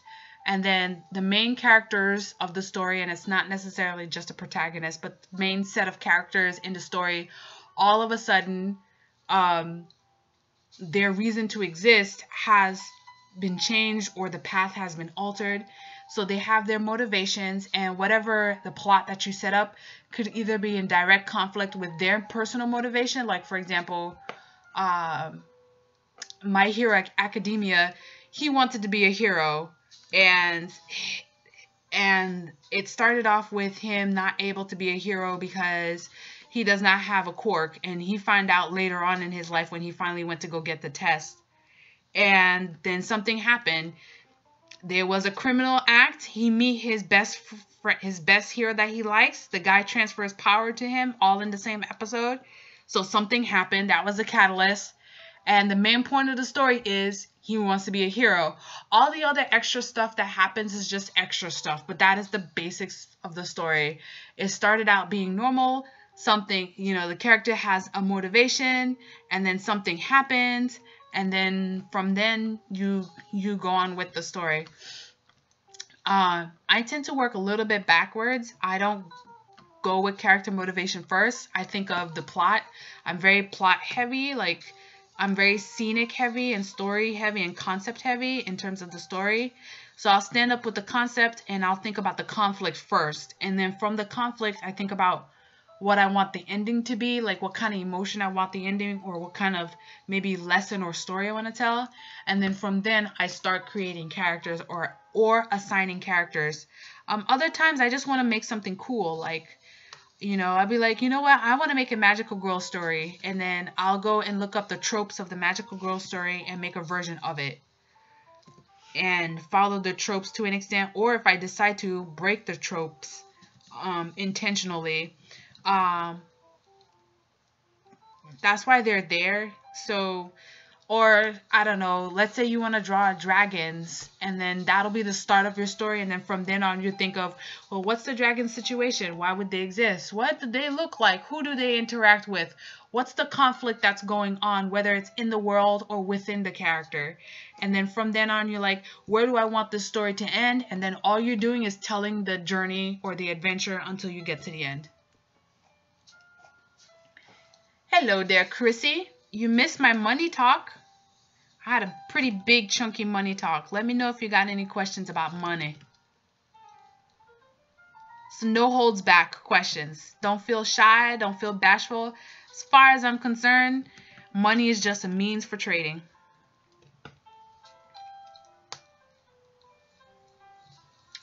So I'll probably have a much more, I'll make sure to make a note about coming up with comic stories, because that's a good idea. I'll make a note about that, how to come up with stories. Because there's so many ways to come up with stories. I actually used to be highly, like, I used to have a lot of bad insomnia because I just could not shut my brain off. For me, it really starts with, like, what if this happens and what if that happens? Well, what if either I or someone was presented with that situation? How would that end up turning out to be? And then there you go, I start making a story. Or wouldn't it be cool if our world was like this? And then I just start making up a story. This is such a janky arm. Janky!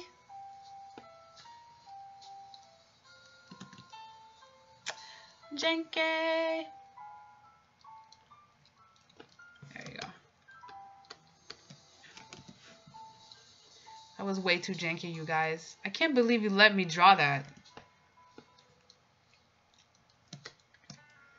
But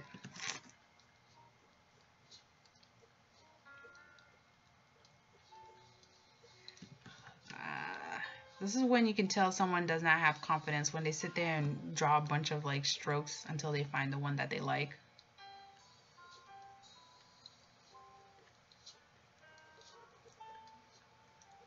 Sometimes you gotta do that. It's like, honestly, digital inking is like sculpting. You gotta sculpt just the perfect line. Just the right curve, the right amount of thickness.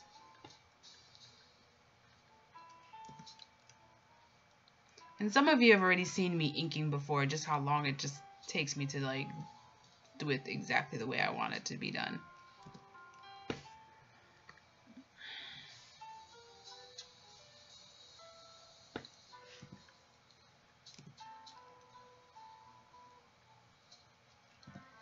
All right, there. Oh, this is not gonna work, is it? Let's see. Let's see why you're not working.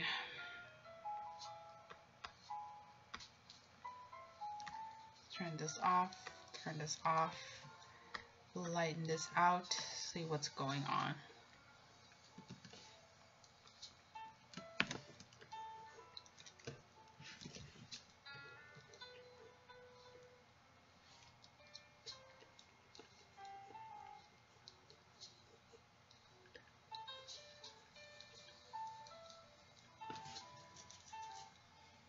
Huh. See how that works right here.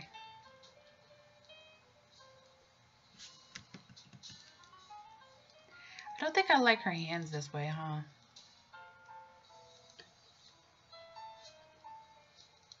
Maybe I like her hands this way.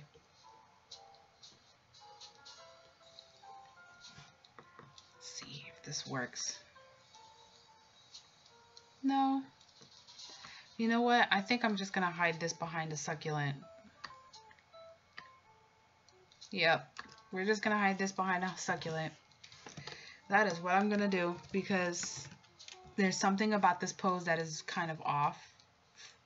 But not just off, but like I think the comp is like I don't want to repeat her arm. Like it's an unnatural pose anyways, so I'm just gonna put this right here. Yeah. That's what we're gonna do, okay? Sometimes compositions are a work in progress. If you guys are just coming on in right now, I just had a huge discussion topic about money, art and money, and I know a lot of us are shy about it. If you want to perhaps learn more, besides Catching to Repay, there's a lovely podcast called Surviving Creativity. It's a free podcast, but it's on Patreon. You just have to look it up. They just host it on Patreon. But it's a free podcast, and the latest episode as of this writing is talking about money. They actually have a lawyer come on and talk about money, so definitely give that podcast a look.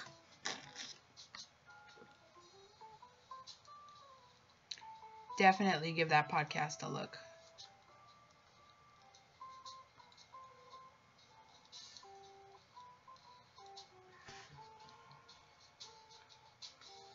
Let's see here. This is looking not too shabby.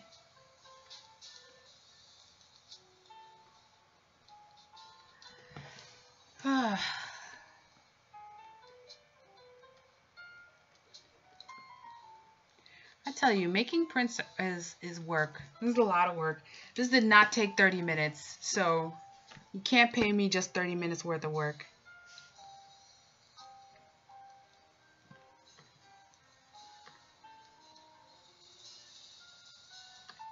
Let's see here.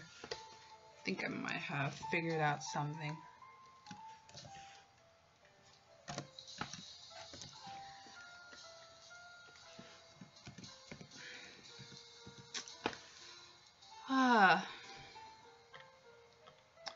So I guess I'll just talk some more about convention planning. One of the things that we had they're having, like I said, a recent topic about selling original artwork and whatnot. But the thing about it is sometimes, especially if you're new to Artist Alley, you've never sold anything before. Even if you're not selling just original stuff, you're selling maybe fan art stuff or whatever. People tend to print way too many at the start. Even now, right now, I probably have about 15 good pieces, 15 like finished official, maybe more than 15 actually, but original pieces right now. And what is this? Yeah, and I'll only be making about... What is this?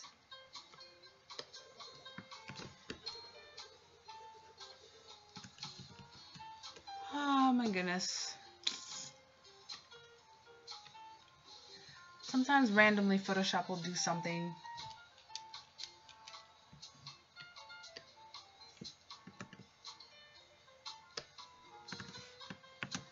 Weird.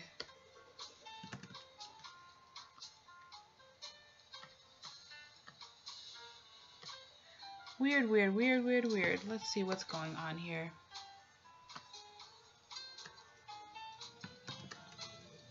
Okay.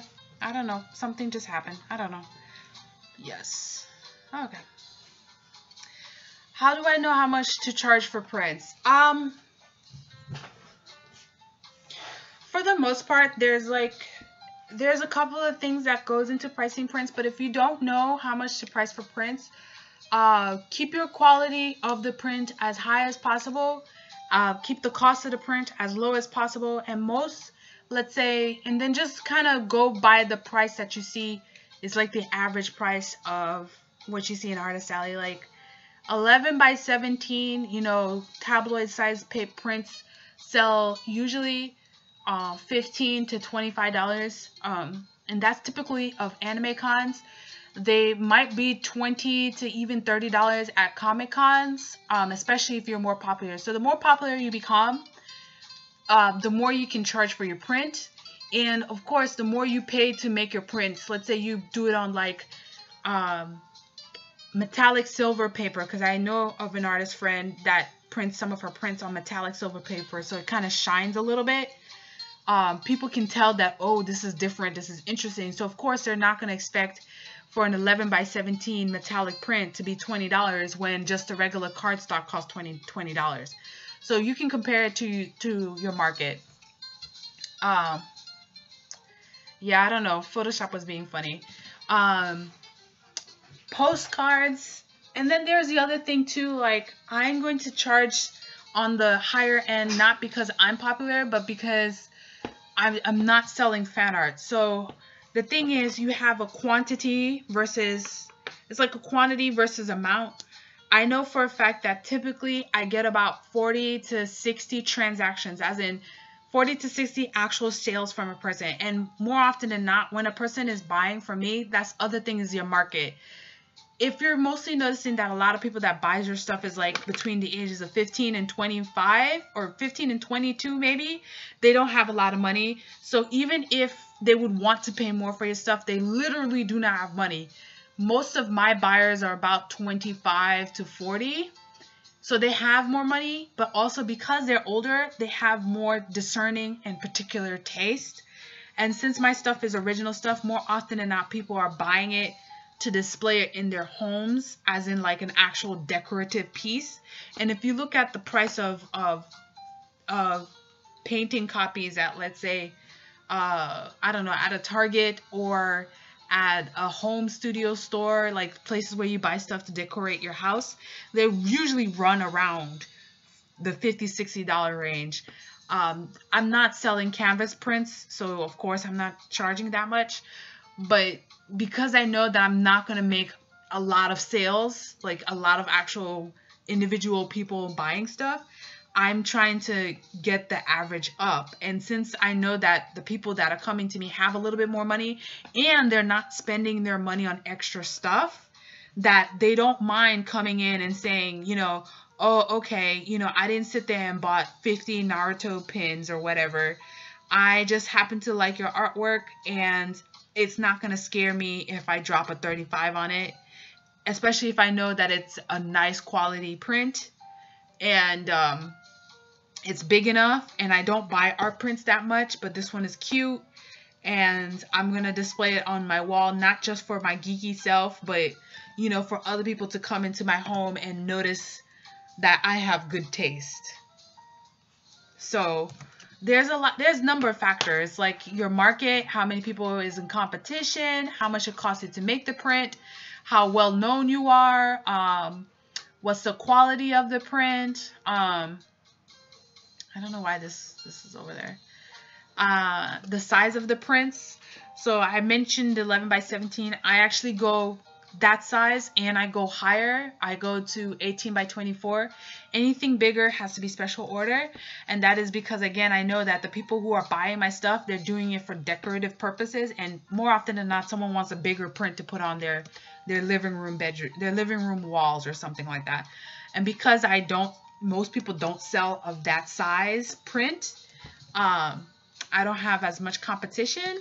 And they're good prints, so people are fine to spend, you know, like I said, the $30 to $45 for that print. Sometimes you might want to even charge a little bit more, only so that way when you say, hey, but if you buy 2, you get 1 free, they'll feel like they got more of a deal, and you end up getting not only that person to purchase, but also they get you end up having a higher amount per sale. It's basically an upsell. It's like when you go into the McDonald's, they'll be like, would you like to up the size, or would you like, because you're already there, you know, you're not a cold call, you're already hungry already.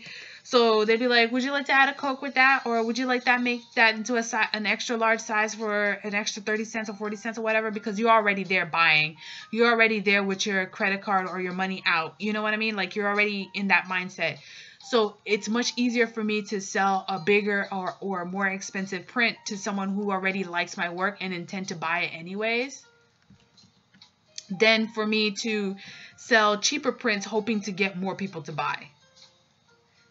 Because people buy what they like. It has nothing to do with, it has something to do with money, but once they're able to pay for their livelihood, it has nothing to do with money. Has it been 2 hours? Yeah, it's only 9:30 though. It's only 9:30, so I'm gonna keep doing this until later. Cause that's how I can't do this 30 minutes a day thing. It's either I do it or I don't. And I want to get to doing some flat colors with this, so.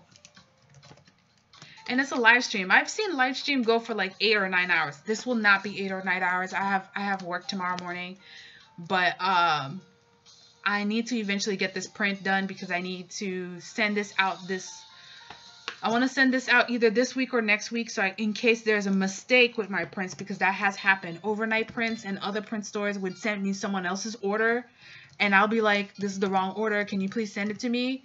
But the only way they can do that, you know, her tush is so big here. I'm trying to draw a bubble skirt, but it ended up just looking like a big tush. Oh well. She'll just have a big tush. Okay. Transform. But yeah, hopefully the question about the prints had helped. Basically, I know for me, I'm going to be selling my postcard prints. I'm still debating if I want to keep them at $5 or $8, because that's the other thing too. You need to have a variety of price points, and right now everything of mine is roughly $20 and up, which $20 is like not the max, but it's pretty much the common kind of high-end number. So I need something at the $10 range and something at the $5 range. I no longer sell anything at the dollar range. I rather give it for free and have them sign up for my mailing list than for me to make dollar prints, because again, those dollar items are more for fan art than they are for original stuff.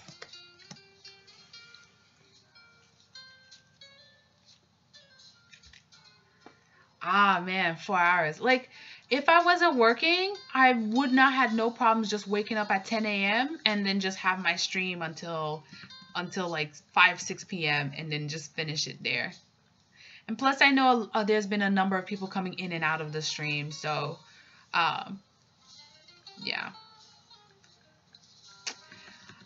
For any new people that is coming in now at this time, by all means, if you guys, I started the stream out with a lot of talk about money, mostly because I know when people go back and listen to the replay, they don't listen to the whole 3-4 hour stream or whatever. But if you guys have any questions about money or questions about the art that I'm making, or maybe like a video topic, which by the way, I think I'm going to go ahead and make a topic of how do you price your prints at conventions. How do you price your things at conventions. But yeah, if you have any like topics that you want me to cover, by all means let me know and I'll add that to my to-do list. Because I don't want to just be talking into the thin air, you know. I don't want to be like, I'm just going to make a bunch of, I don't know, that penny art challenge that's coming out. Which I will do, I think, because I think it's kind of cute. And plus, I do want to make some buttons to give away. So, the penny is about the size of a button, a little bit smaller. The penny is really small. But I think it's something cool. And sometimes I want to do art where I'm not thinking about, like, I have to finish this super pristine or whatever. Oh, this is awesome. Okay, save. Deleting this background. Oh, I mean. So if any of you guys have like syncing things like Dropbox or Google Drive, just make sure you pause when you're working on stuff because it has corrupted my comic files twice this past update, which by the way, the comic is up. So, and I think there's still links down below currently on the video. So if you want to take a read at my comic, Cross-Star sci-fi comic, by all means, check it out. But yeah.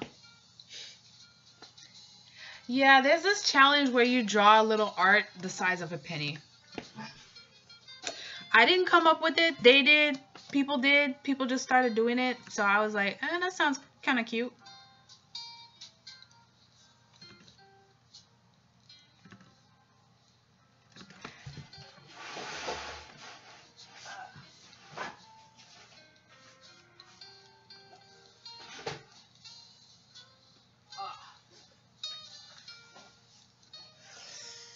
Oh.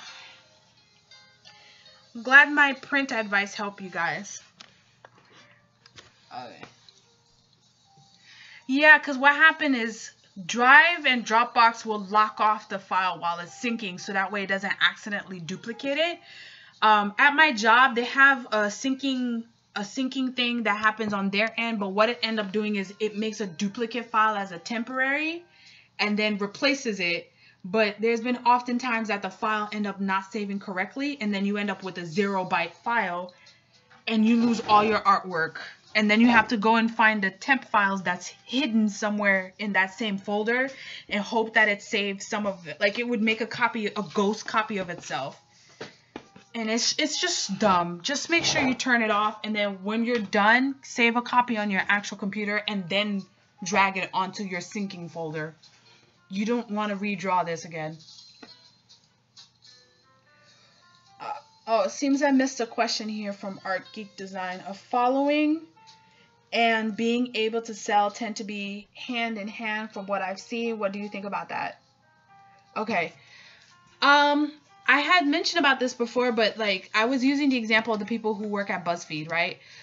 There's people who have huge followings on Instagram but does not know how to actually sell or to monetize it. For us as artists, it might be easier because all we got to do is make a book and then we get people buying stuff. But the thing about it is, it's like, yes, the more people know you, the more you can sell. But it all also depends about how good are you at selling your stuff? How good are you at packaging your stuff? Like, are you making it really cute? Like, for example, my first Kickstarter, and then sometimes it's just the market. My first Kickstarter, I made $1,800. It was my very first Kickstarter. I would say I did pretty good for a first Kickstarter for my comic, right? That was in 2014 or something.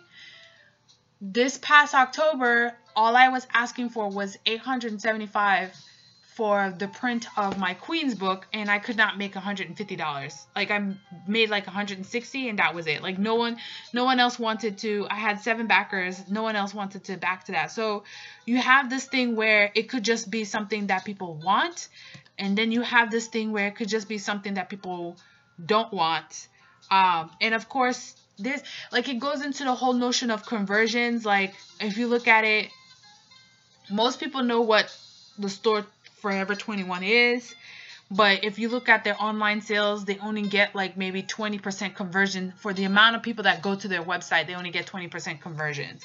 You know, like people who have followings on Instagram, they probably get like anywhere from maybe 5 to, maybe 5% of people actually getting off Instagram and following and finding their work. You know what I mean? Like, it's just like, sometimes you might get 10, sometimes you might get 20. There's a couple people who are able to do 40 and 50, but it really depends on how well what you do actually matches up with the audience you have.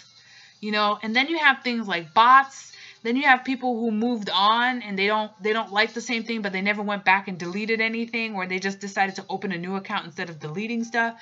There's a number of things. I have people who they follow. I've known people who've started with, say, fan art, and they gain a number of followers, but then they stopped doing fan art, or they did a fan art of something that most of their people that follow them don't care about. And some of them actually did love them for their work also, so they end up being fans of their work also. But then usually when you do the sudden switch, a lot of people leave you. So it's the same thing if, let's say, you were doing all original stuff and then you just like, you know what, I don't want to draw dragons anymore, or I don't want to do romance or something, right? You'll have some people that follow you, but not everyone will always follow everything that you do. And I think it's a lot of things.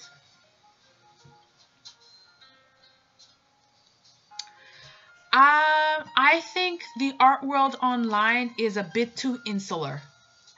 I think that's the best way I can explain that.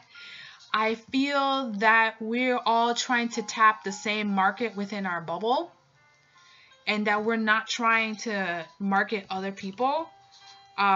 We're not trying to expand it to why a person likes something. Especially now, I think we're getting even more buyers, because just going into let's say, I don't know how small your town is, but if you go into, like, say, your mall, right? The new ones that's being built, or the new shopping plazas that's being built. If you notice what kind of stores are going in there, especially in the men's section, I'm seeing so many boutique beard stores, so many new clothing lines for guys, so many new purse designs for ladies, so many new home decor that's actually targeting guys now. Do you understand? Like, there's a lot of people are getting more into the whole being creative, being fulfilled, liking something. They just may not buy as many pieces. And then if you listen to the museum world, there's more and more museums being made, but they're also talking about how they're trying to change out payment systems, because now they know that most of their patronage is not people who are just ultra rich, but it could just be like a person that has a decent amount of spendable money. They just can't drop, 5,000 in one go, but they can drop a couple of hundred for 3 to 6 months. And they just happen to collect that artwork. They may not be a full art collector, but they want that piece of artwork, or 1 or 2 pieces of artwork. So I just honestly think it's just,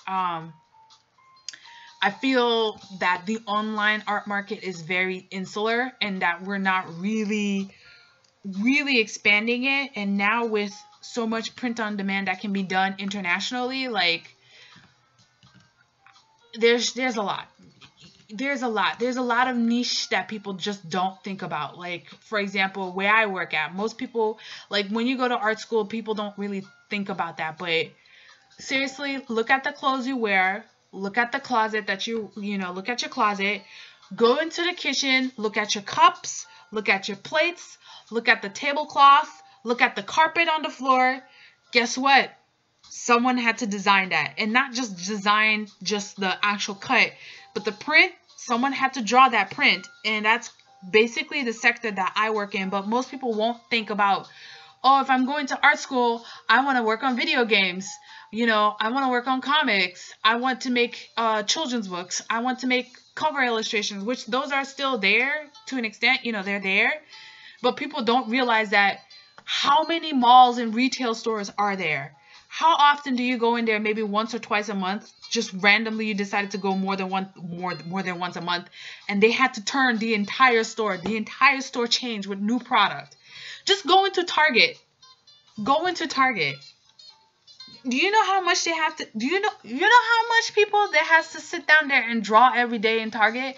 And let me tell you, my company that I work in only has 70 stores. Target has a lot more than that. Target makes so much stuff that their in-house art designers cannot do all of it. They have to purchase more stuff. There's an entire convention called Certex in America. There's Hemtex in Germany. There's Print Source in Europe, where all it is a bunch of artists making a bunch of artwork to sell to these companies that already hire a bunch of artists to make a bunch of artwork because the demand cannot be kept up. And that's not including sales online.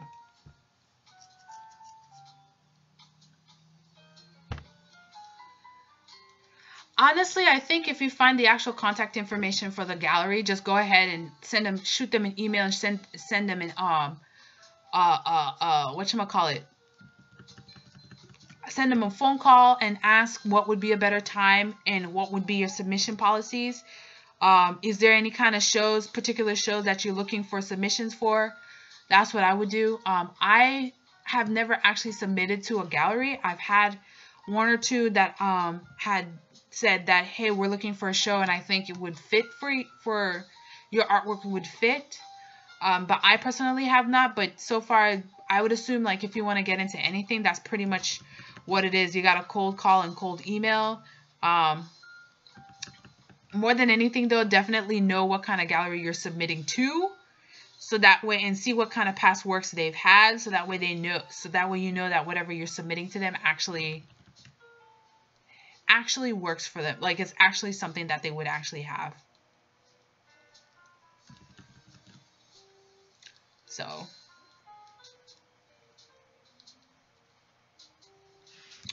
but no, I don't think the art world is saturated. If anything, art and design will probably be one of the few jobs in the future that will be very difficult for them to automate.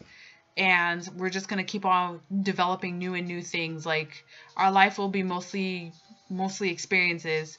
If the world is still spinning by then.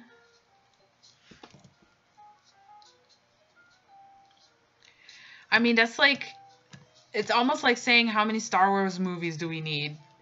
I'm not a Star Wars fan, but people are Star Wars fans, and that's a lot of Star Wars. That's a lot of superheroes. You know what I mean? Like, that's a lot of anime. I don't know. It's just, it's not enough per se, because so long as we keep living, we'll always want to try something new or different. I've heard of people who rotate their print wall.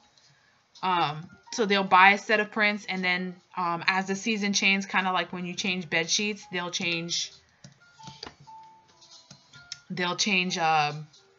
the prints on their wall. So I don't think that's what it is. I just think we're just too insular. We hang out in the same groups too much and not try to expand to other groups.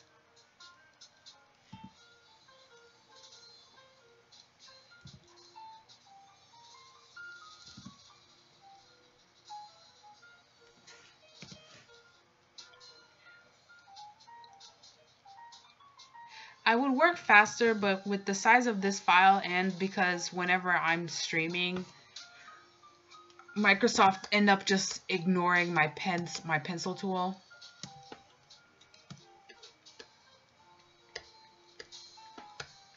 But I do like the concept design. You see? This is what I'm talking about, the syncing. See? It says the file is locked. So I'm going to save this to my computer.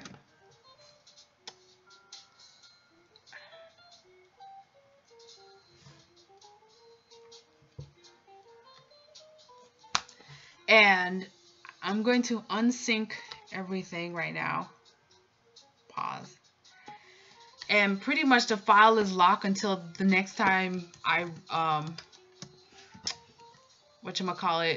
restart the computer, or if I wait for like maybe half an hour after I close the file. That's what I'm talking about, peoples. Yes.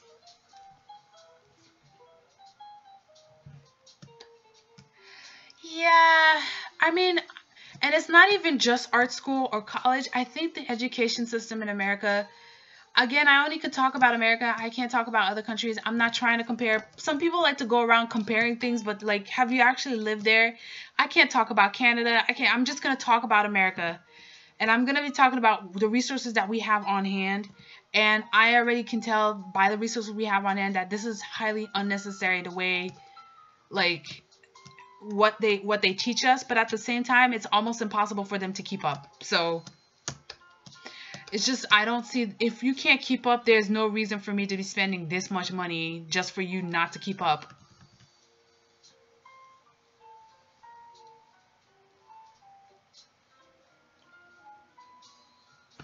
So,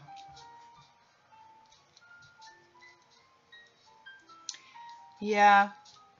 I mean, I don't think it's just OBS though, because I'm not recording this. I'm just streaming, and I didn't have this problem up until the last 2 updates of Microsoft 10. And I'm not the only person where Microsoft has been just having random issues. I don't think Wacom is really keeping up to date with their drivers. And since this is a touch laptop, because I don't know why you would need a touch laptop or whatever, and Microsoft has its own driver for when it comes to like pen tablets, they're just kind of like conflicting with each other. But you know, whatever, it's corporations, they do whatever they so please.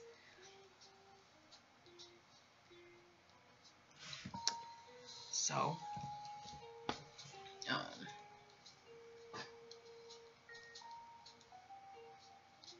did you try ArtGeek? Did you try to get into medical illustration? I know about that too, and I know those are one of, like, the medical field is kind of like the golden handcuff, as described by one of my graphic designer teachers. Like, the pay is so good, but you pretty much are not left, like, you don't leave your desk. For me, I'm not technical enough for me to get into medical illustration. It needs to be super accurate. Super accurate and super detailed.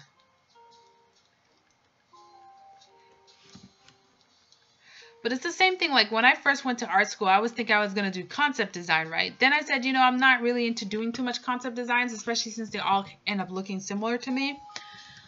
I was like, oh, I was going to go into mobile gaming, right? Because like Angry Birds was getting popular, Candy Crush was getting popular, Zanga, that company that used to exist. And that fell through 2 years after me deciding that. And then I had to sit there and figure out, well, where can I work in now that I know demands a lot of art? And that's where I just went around looking around myself and seeing where there was art in the world. And then I looked back and I'm like, okay, let me find that. And then I end up picking surface design as what is the catch-all phrase for what I do.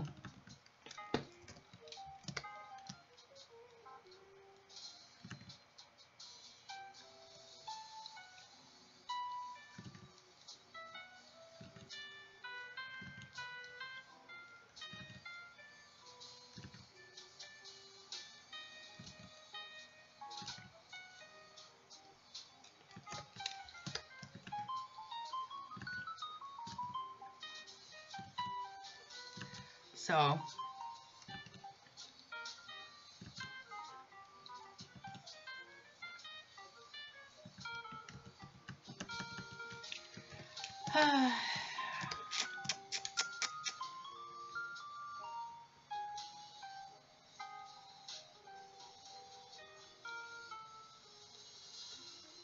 it is super warm already. Florida got real warm real quick. It's already like 80. Well, right now it's cooled down a little bit, but it's like 82 degrees inside in the apartment. It's ridiculous.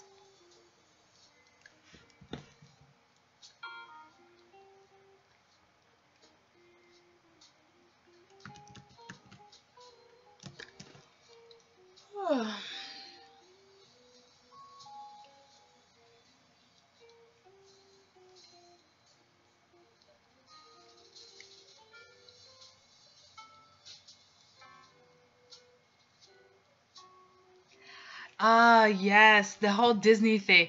So I'm not an anti-Disney person. I just never was into their stories as much. But because I live in Florida, everyone keeps on like, why don't you work for Disney? Why don't you work for Disney? Why don't you work? And I'm sitting, I'm like, do you not notice my work? It is not cartoony and cute like that. Like, I don't do Disney ever. I don't even know what, I know of the shows that people talk about, but I don't watch Disney stuff. I'm not into their stuff. I've never been to I've only been to the theme park for like 5 minutes, the Magical Kingdom, 5 minutes, because I had a job to do over the winter break. And it wasn't even in Magic Kingdom. It was in Epcot. Now, Epcot I love. But I'm not into the princesses. I'm not into the magic of the kingdom. Even as a kid, like, the thing I liked as a kid, apparently I found out they weren't Disney. I think Bambi and Anastasia, like, those weren't Disney properties. So I think I was more for Universal or something. So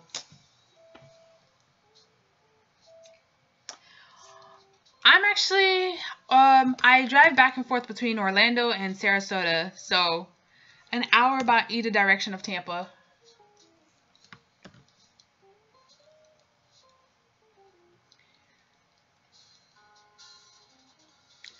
But, yeah, even if you didn't go to art school, though, I just think, because I went to a community college also, and I hear, oh, wow. You should see the little callus I'm building on this finger right here.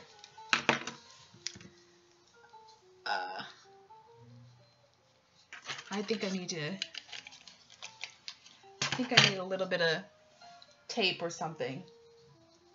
Let me see.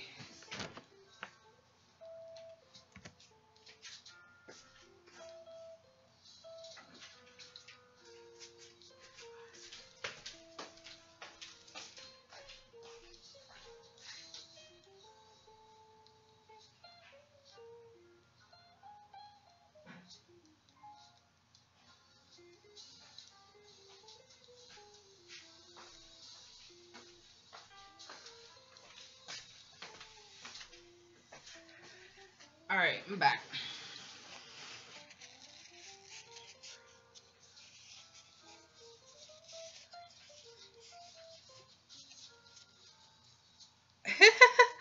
Yeah, I don't know what is up with people in Disney, which that's a whole nother topic on just how much America has disassociated art with the world and design with the world that they live in. Like, I don't know.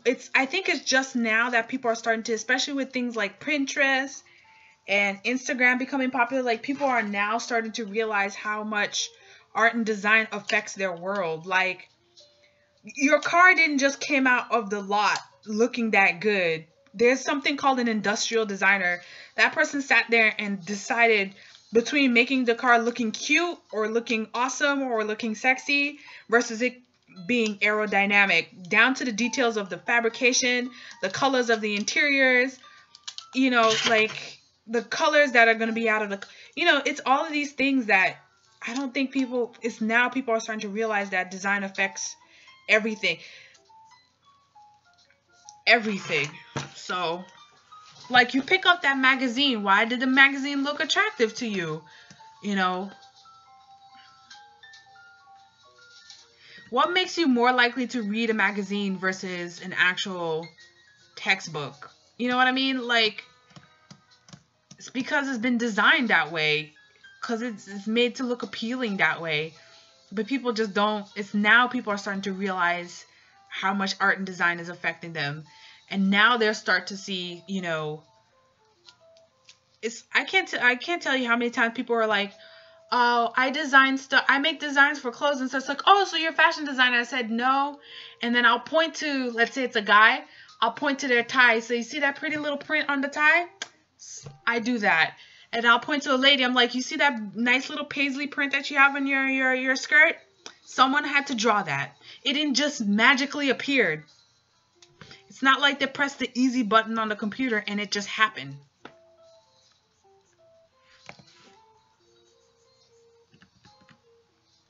So, yep. Succulents. and cacti.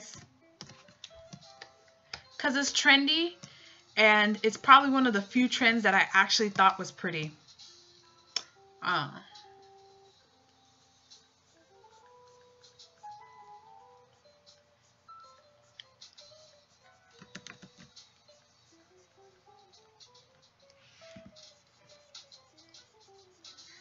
Yeah, I just had to tape my finger right here. Not tape it together, but like put like a paper buffer. Which this is probably something that I'm going to have to actually manufacture, because for the life of me, for some reason, people don't, there's not like an actual thing where you could slip on your finger, not on the pen, but your finger, to not get like that writer's callus. So I've just been using paper for the longest of time, and I'm thinking I might do a little technology Kickstarter for that stuff. I'll show you what let me take a quick photo of what I'm talking about.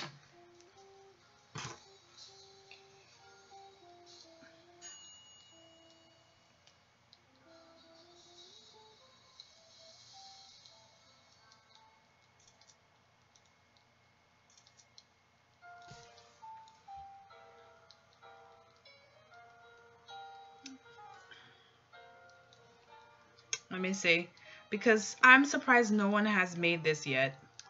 Like, no one has made something like this, and we need it. I'll probably make it.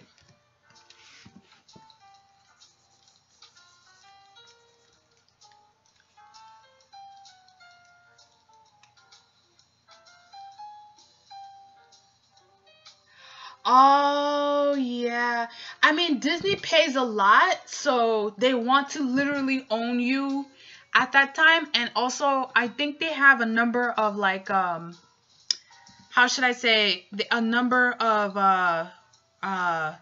like, resources there. So that you're getting paid to also learn while you're at the job and stuff like that. So they want to actually reap the full benefits, and they don't want you being tired at home or to save any of your best ideas at home for you know, they don't want you to save any of your best ideas. They want whatever ideas you have to be used for them, because that's what they're paying you salary for. And I think it was either the Bratz dolls or something somewhere where they were trying to prove that they made that thing while they were working at them, so rightfully they own it or something. But at least Disney actually pays you enough. But then I mean, at the same time though, it's one of those things, like, you can't turn your brain off. So of course, if I see something at Disney, something I know Disney would never use, why not make it myself? So I understand. But the problem also comes to the fact that if you're working for, let's say, a big company like Disney, and you cannot post your stuff, then you're in there for like 10 years or so, and then you never develop a following, and then you lose your job. Or I guess they don't want you to become independent. I don't know.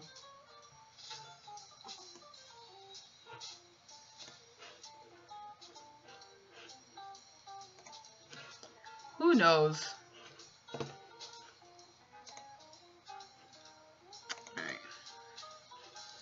Yeah, this is the tape I'm talking about. Like, why is there not one of these things somewhere? No one makes them. I mean, all you need is to get a nice gummy type of silicone or something. Maybe something with a little bit of breather in it. And, I don't know, sell it for $5. Maybe 10. I'll probably buy it for 10. $5-10. Buy a couple of them. Make them in a couple of colors. But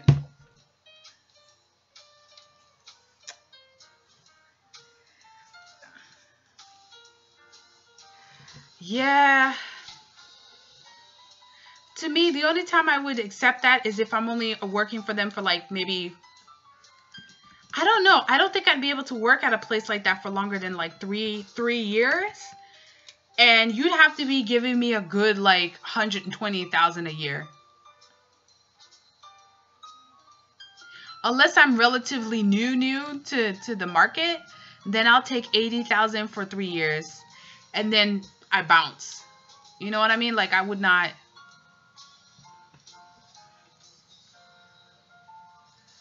Well, I mean, it's not. I'm not. That's why I taped my finger. But you got to understand, like, even if I didn't work at home, I am on the tablet all day at work.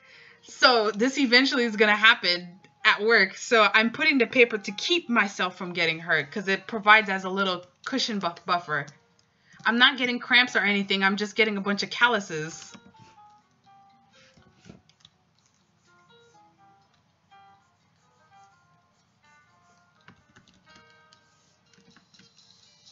But Disney is not just like that. I'm sure Hasbro is like that. I'm sure if you work on a film, it's like that. To an extent, a lot of companies are doing non-compete for my company. I'm not telling them, for most people who work there, I'm not telling them what I'm doing. They don't know what I'm doing, and it's a non-compete anyways because they're very specific on the style that they like. And I tell you right now, I have no interest in drawing flamingos for myself. Like, I'm good. And they have no interest of doing anime girls, so, or sci-fi comics, so we good. But if you're in like a company like Disney doing animation, I'm assuming you like doing animation, which comes to another reason why I'm glad that I didn't get into concept art, because I don't have time for that. It's a very feast or famine kind of thing, and I don't have that time.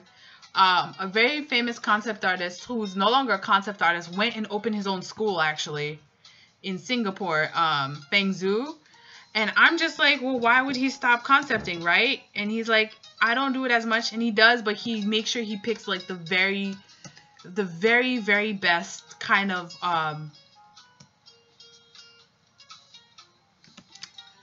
the work that he really likes. So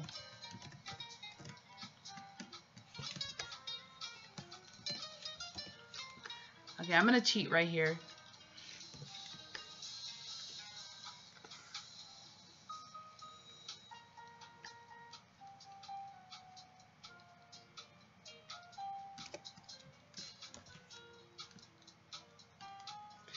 Let's see, I'm gonna do a little bit of cheating right here. Cause to be honest, if I was doing this by hand, like not on the computer, I would have been done by now with this. That's the trade-off.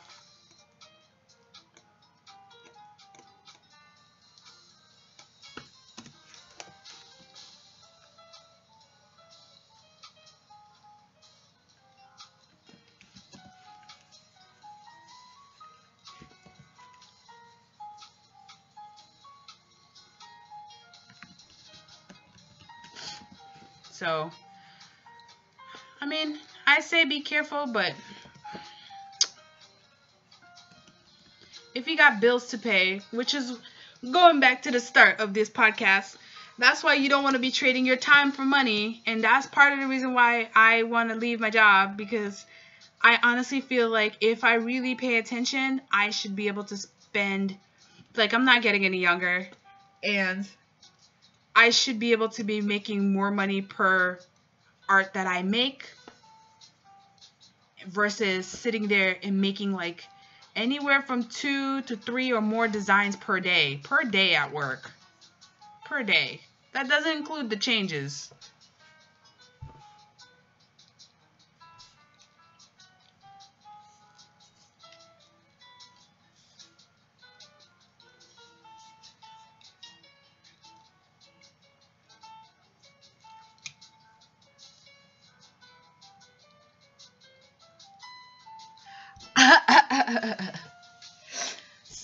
Are you saying that you were promoted and then all of a sudden it's killing you? Okay. We're gonna do a little bonus topic right here. Let's do this bonus topic right here. Okay. So, technically speaking, there's not really an upgrade to where I'm working. Wait, one second. I gotta.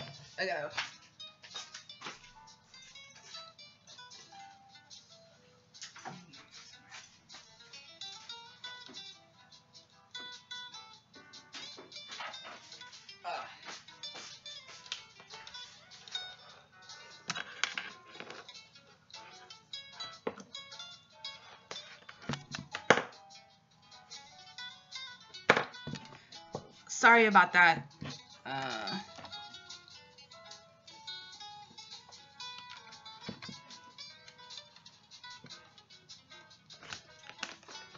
Sorry about the tapping. That was my microphone.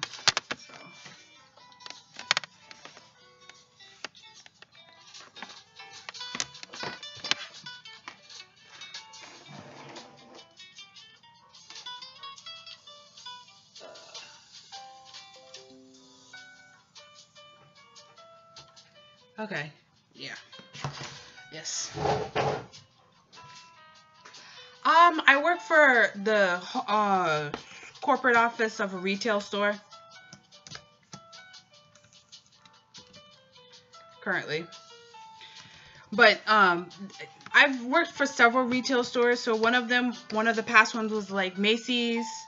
I worked for TJ Maxx before. And the thing is, what I've noticed in all of them is that my bosses are not happy. They're not mean at me or anything. Well, there was one that was kind of unsure, but my bosses were not happy. Oh my goodness. So I'm thinking, I don't want to be in their position. You know, I don't want to be promoted to their position, which is why it's part of the reason why I'm like, I wouldn't mind to stay and keep working there because I like, you know, the people are pretty chill anyways. But there's no point. Like, why would I spend 7, 10 plus years working in a position to get promoted into another position that I have no desire in working in? So I'm just like, well, what am I working for now? You know what I mean? Like, what would I be working for? So that too is like, I wouldn't want to be, I do not want to get into no managing position, no senior, nothing. You tell me what to draw and I draw for you. That's it. I'm not gonna be, I don't want to talk to the boss person, like the boss of the boss person, and try to justify why certain decisions were made. I don't want to be called after for things like that, like for things that literally you don't even have control over. Oh my goodness, no. So I don't see myself in this industry for that long. And most of the people will go into becoming into a print studio. But I've had a couple of print studio, and retail is notorious for ripping people off. Oh my goodness. And us, the design, well, concept design does that too, like movies and stuff.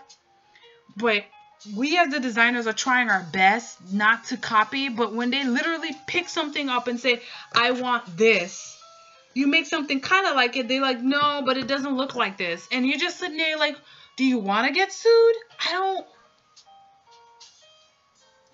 don't get that. Why would you want to get sued? Like, why? And some companies are very sue heavy, so they're going to make sure, so they avoid, they're like, okay, they learned their lesson. But some other companies, they're like, whatever. You know what I mean? And I don't want to deal with that. I do not want to deal with that. I don't want to try to, like, you know, justify why something didn't sell. Well, it didn't sell because you, the bigger boss, decided you wanted this to go as the design and not the cute design that everyone else in the design department said was cute. And then you wonder why it's not selling. Well, you know, I can't really tell you why because it's you own the business. I don't. I'm being paid by you. What am I supposed to say? So I'm not going to get into that.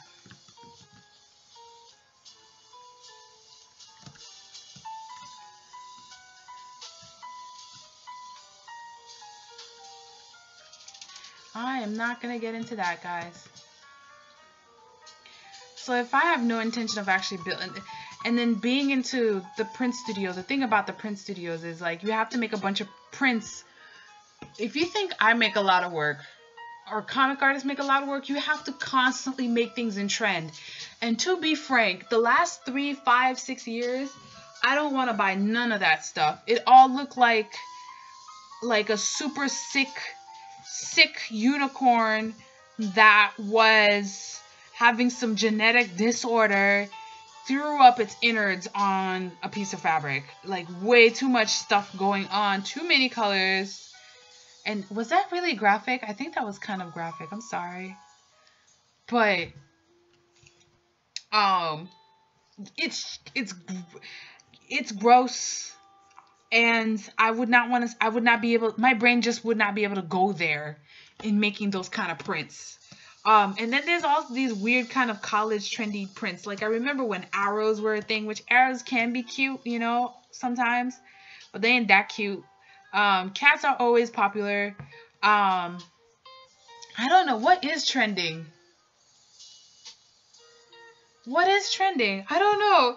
Other than this succulent thing, but I think it's because I like the the green on cream color. I don't know what is trending. Anyways, that whole print collage thing that they were doing, the mixing print things, and then they have some stuff that's always on trend that I just think is generic and I never like it, is the dark florals. They give it all sorts of names, but it's the dark florals. Right now, I think African prints, which is the new tribal, is going to be kind of sort of popular, but I don't think people really knows how to deal with African prints or whatever. Not that they knew what to do with tribal prints or whatever. Like, I'm not going to sit there and make that stuff, maybe once in a while, but not enough to sustain me. And then, if you think Artist Alley booths are expensive, trade show booths are anywhere from for a tiny booth to $10,000 for just the booth. $10,000 for just the booth. And then you may or may not get any sales. And then there's other prints houses where they have a sales team that fly down. Like, we have people who actually come to the office. They fly down, or you have to pay those expensive Manhattan, New York rents. Do you want to pay $18,000 a month? Do you? Then rent a nice office in one of those hundreds of floors in one of those hundreds of skyrises in New York, Manhattan of the fashion district, because that is where you're going to be, because you just have to be there, because everyone's going to be there during Fashion Week and Print Source Week, and they'll come and see your studio twice out of the year, but you're going to be paying $18,000 a month. Enjoy.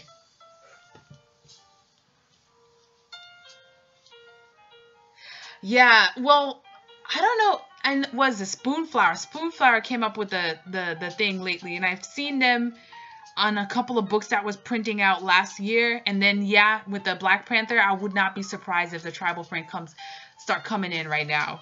And it's just, I don't think it's not pretty, because when I was in Massachusetts, there was a lot of African Ghanaian people there, to be specific, Ghanaian, and you just randomly see them in their clothes, and it's beautiful, and it is. But I know that they're going to take that and then try to trend it up, try to make it look good on leggings for some reason. I don't know why people need to have rainbow prints on leggings. It just makes you look less attractive. But I'm sorry, I'm going into a bit of a tangent. But basically, the next thing is either A, I get promoted into a job that I don't want to do, or B, I open a print studio having to pay a lot of money and then having to somehow make a lot of prints. And I don't got that. I don't got being on trend, and I don't have that. Like, there's some trends that are natural to me. Obviously, I like sci-fi, so obviously space theme, or like I am a fan of Sailor Moon, so like the crystal themes, space themes. I like cats, so I might do some cat themes or whatever. Succulents looks really pretty. Well, it also helps that we do actually grow aloe vera and stuff at the house years before this whole succulent trend. And my mom's favorite color is green, and I like greenery, you know. So those, but other than that, there's plenty of trends that I just I don't follow. I'm not gonna follow. And pretty much anything with like florals and paisleys, I don't do. So,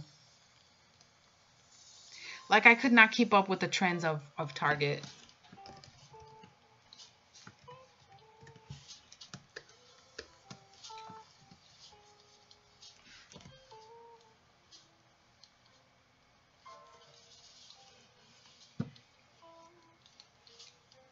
You know, people are trying to actually move. I was in New York for a little bit, and I was way out in East New York, right?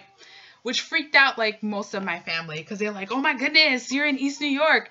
But the thing is, East New York is becoming, I don't really like using the word gentrified, because, I mean, it's just whatever. Anyways, East New York and Bed-Stuy and all that area is basically getting overrun by a bunch of young 20-something-year-olds paying $700 to rent, to split.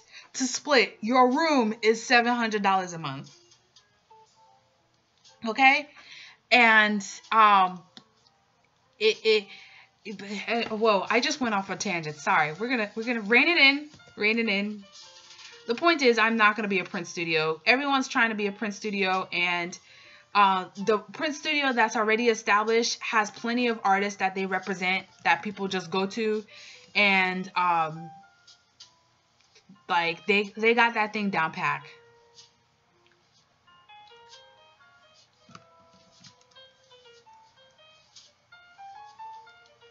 They got it down packed. So there's no reason for me to add myself to it and paying $10,000 at an exhibitor booth. And something else. Oh, okay. I'm going to tell you some extra business stuff here. So let's talk a little bit about China. Yes, I went there. We're going to talk about China. Yes, I know. There's a lot of news about China, but we're going to talk about specifically about China. Okay?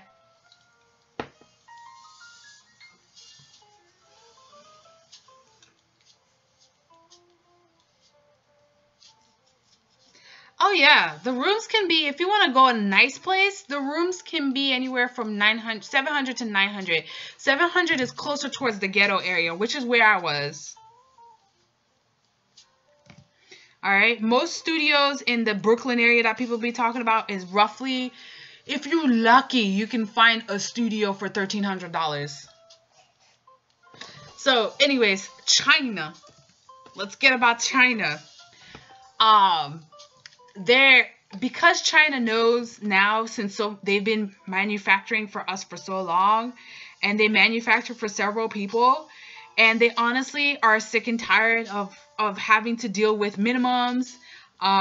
You know, the cost of living is relatively getting more expensive in China, even though it's supposedly communist, but we don't talk about politics here. We're just talking about stuff. But this does impact all of us.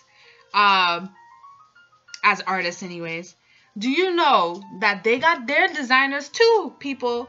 Actually, my art school has a lot of Chinese people in it now. Like, a lot of the art school is getting a lot of Chinese, not just art schools, colleges in America and Canada, and I think Australia has a lot of Chinese people being there. Anyways, the point is they got designers on their end. So what do? They're just gonna sit there because it's much cheaper and make a bunch of designs, and instead of making your custom designs and making 2,000 units, they'll just mass produce 10,000 units with their own designs, because let's just be frank, you're generic. You want something with florals? I have hundreds of florals you can choose from. Now, you could either request for a custom floral design of yours that's going to cost you twice as much, or you can just pick something that's already made. You already see the quality, you already like it, it's already produced. You don't have to go back and forth with quality control. You just tell me how much you need. And because of that, instead of ordering 2,000, you're scared because, you know, retail is somewhat dying in America. Oh, that means I just need to order 1,500 units and I can get it for half the price, and you already have a floral design. I'm just going to buy what you already made in-house. So you got China making its own designs. So me as a print house, the last thing I need is to go and be in a print studio, try to not only compete with your in-house designers that whenever I present artwork to, you're just going to try and copy, to China making a bunch of other generic prints, because let's just be frank, you don't actually want something new. You just want to copy from one person to the next. When one person has a panda print, everybody has a panda print. When one person has the sloth animal or the llamas, everybody got a sloth animals and the llamas. China noticed that llamas are for some reason popular in America. They probably have never seen the animal before, but they're like, fine, we're just going to make some llamas. You understand what I'm saying? Like, and then let's add twofold things to it. You know that tiny, it's an obscure company you may never heard of, Amazon. You know that tiny company called Amazon? That tiny company? Well, that tiny company is straight up buying out the manufacturers in China.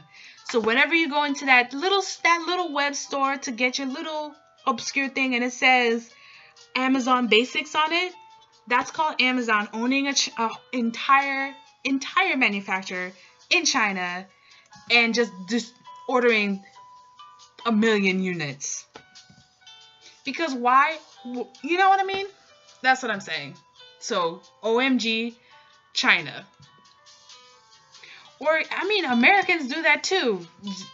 The Amazon merch thing, when I say most of them are not designers anyways, they just go on like Fiverr or something, or find someone on the Philippines to make them a design for like 20 bucks or whatever.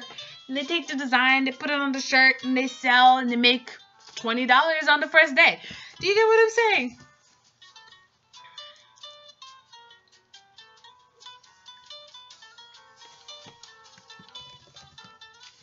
So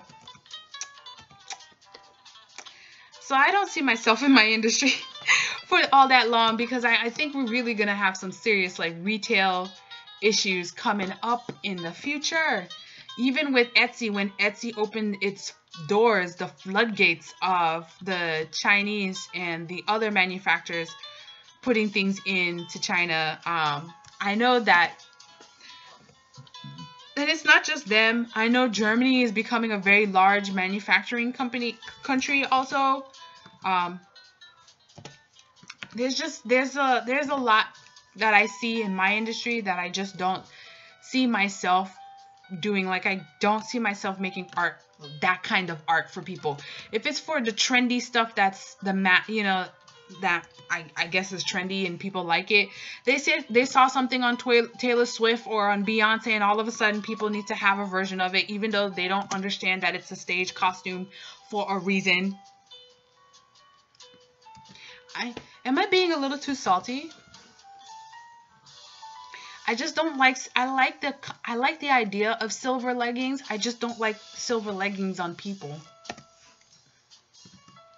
that don't pay for personal trainers like the celebrities do.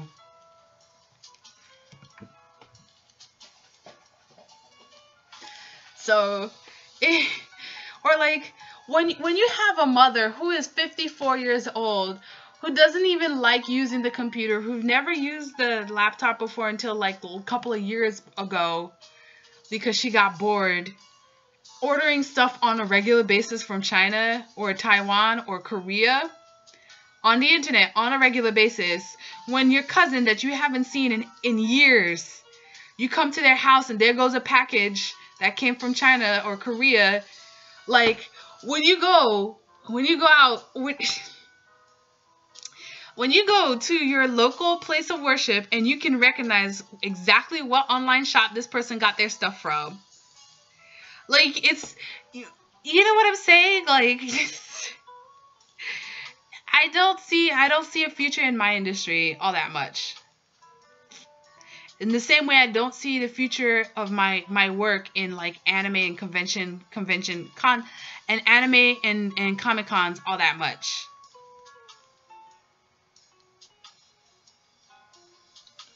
It's everywhere, guys. When you go to work and you can see the clothes that the other people are wearing, guy or girl, the guys are doing it too. Don't think that guys aren't fashionable. The guy or girls, and you're like, I know where they got that. It's either Target or they got it somewhere from Asia Direct.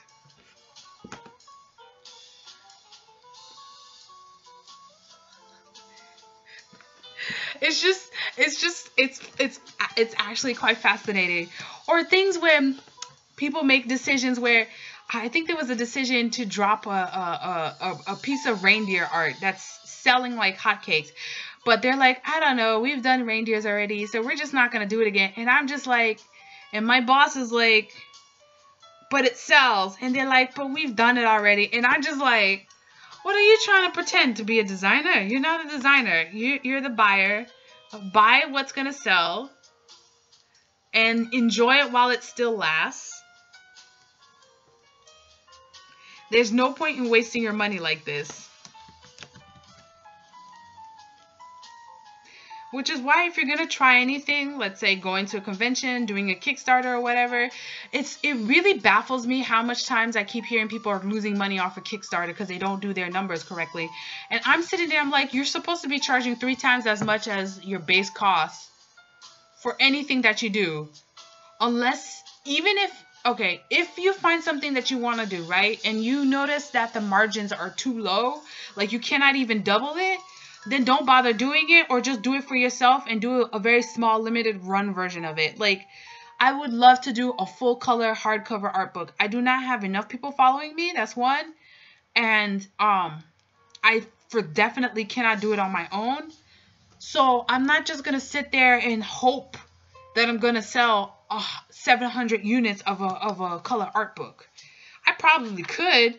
By the time that happened, it'll be years later. My art has changed, has improved, and there was no reason for me to make that kind of unnecessary risk. You know what I mean? And you just wasted, what, $3,000-$4,000? Can you afford to waste $3,000-$4,000?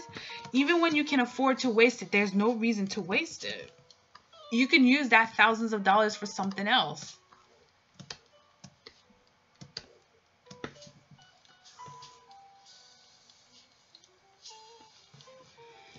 So it always baffles me when people are like, I did not expect to lose my job or something. Unless you were fired for something, you should have seen the writing on the walls.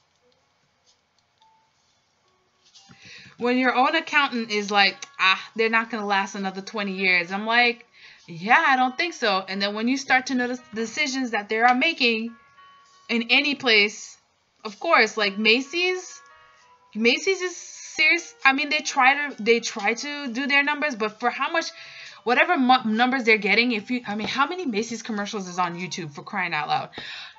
You already know, and they make sales every single weekend, so everyone knows that the shirt that you normally try to sell for $45 is actually really worth $8. So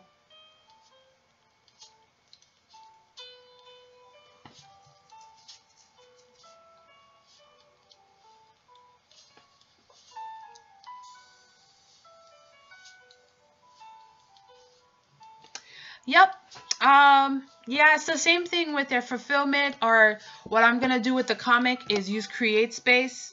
Well, it's not CreateSpace anymore. It's all Amazon Publishing or whatever they're calling it. And they print on demand, but it's only good for the black and white stuff. I would not use, you can't print art books with them. You can print like black and white stuff with it, but you can't print, like you can print color. It's just not going to be good color. You know what I mean? So for like the regular, if you want to just print a comic like I'm going to do, then yeah, do so, because it's going to be the same quality anyway. But for art books where it's like gloss paper, because you can't choose paper, it's just regular printing paper, you know, like gloss paper or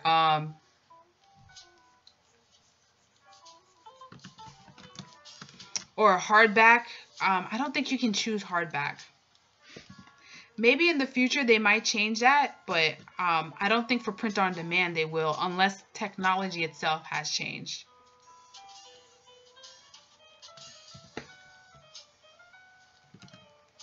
Unless technology itself has changed.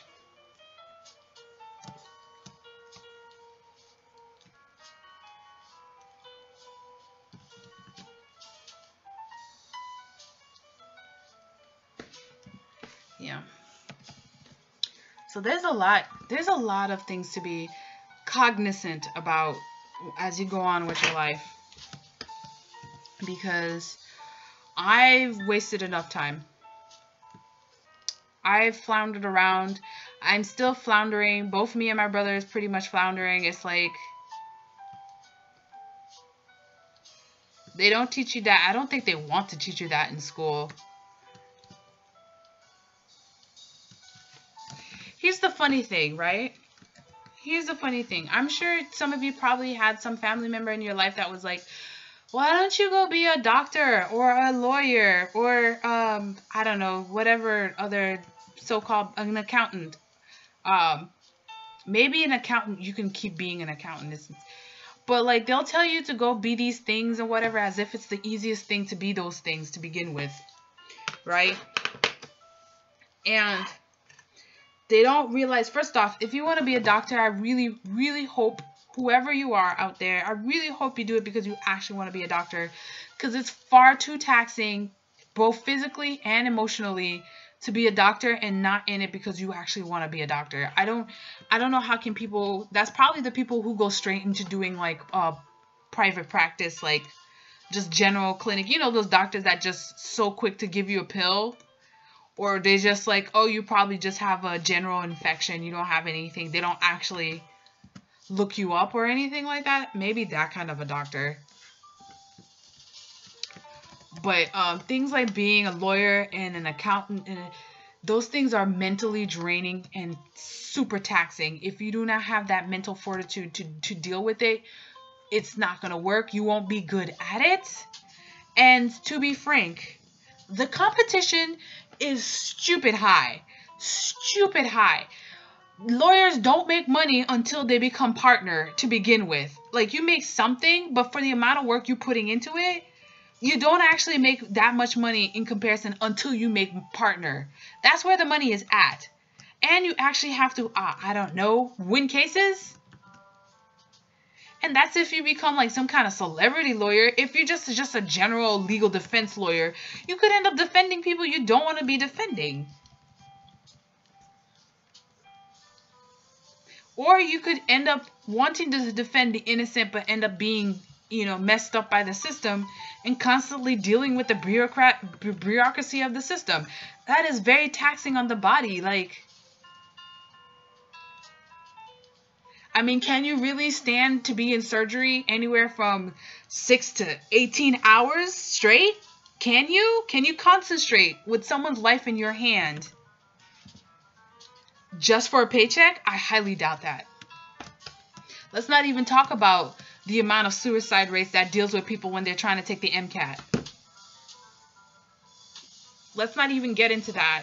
And as far as accounting goes, it's not just taking the calculator, people. Like, tax laws and laws for business accounting, laws for home accounting, deductions, profit and loss statements, all of those things, balance sheets, the laws and requirements are changing constantly. And let's not even talk about what it means to be interest versus inflation and all that stuff. Like, you need to be in it. You cannot just say, you know what, I want a secure job that makes me money, let me go into that. Like, tell that to the people who used to do manufacturing and construction jobs. They ain't in it anymore.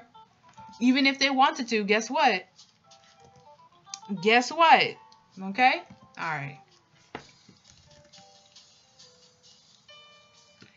And not just that, because people assume that you're a doctor, that whatever the surgery costs, you bank a lot of money. You did not, because doctors have to have such high insurance. It's crazy. It's crazy. And I don't watch Grey's Anatomy that much, but my cousins, well, my cousin's side are going into doctors, and then I have another set of cousins that goes into business and lawyering and accounting and stuff like that. But they were watching Grey's Anatomy, and like a guy terrorized the hospital because he blamed the people at the hospital for his wife or kid or whatever not surviving. And it's like, that can happen. It sounds dark, but it can happen. Like, that's a lot. Or what happened with my father was they thought the surgery was far more simpler than they thought, only they went inside the body and was like, wait a minute, this body shape does not match what is the average of a human body. So even if you study, you also have to be creative with this too, because, and he told us, he made an accidental puncture in a place that shouldn't be punctured because he didn't expect that to be there where it was not supposed to be. And he had to repair it. And it's like, it's all, and I'm sure when he was doing the surgery, he was kind of like, oh my goodness. You know what I'm saying? Like, it's all these kinds of things. There's a lovely comic about the funny things about the medical industry. If ever you want to look up Team Medical Dragon, that's something funny. That's just something that I thought I'd share with you guys. So, I mean, there's a lot. I know of a person who was in the financial accounting department, and they were doing something with the business. And since he was higher up, they were like telling him like, okay, we're restructuring or something, and you need to let go all these people. But him being part of the financial department, he knows where they end up losing the money, and he felt guilty about this because it's like, these people are losing their jobs because you were careless. And they were working in accounting and financing. Like, it's the office job that most people would assume is safe. Who'da thunk it?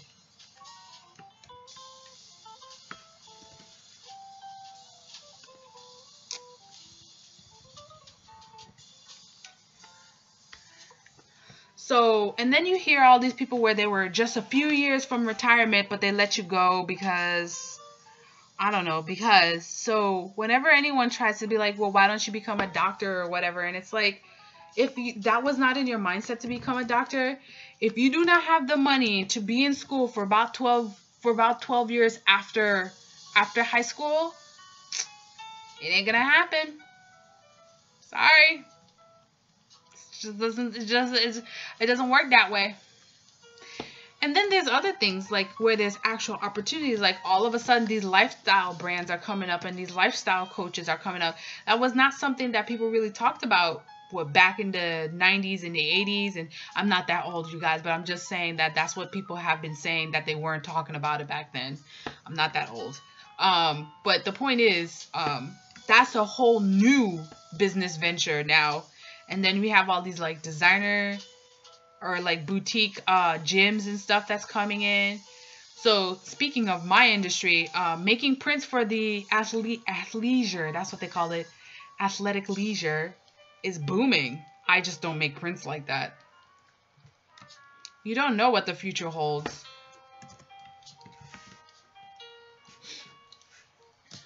I know I'm going on pretty long, you guys, but I think I want to flat color this.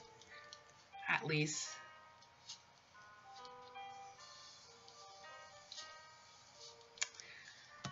I always show you guys drawings, but I don't really show all that much coloring process, have I?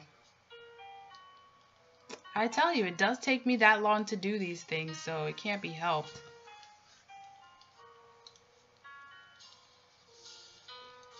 Hopefully the smooth jazz is keeping you awake.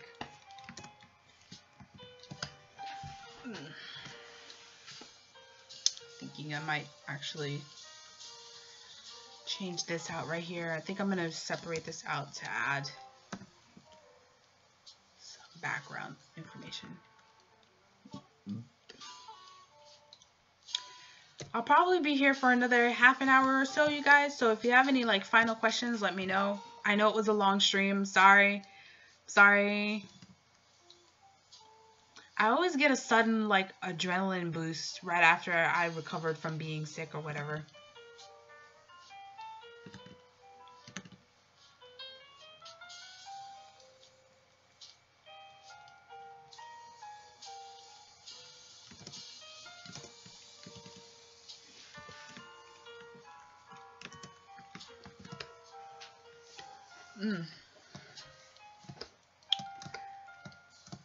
Yeah. I'm very much liking how this is turning out. This is really turning out pretty cute.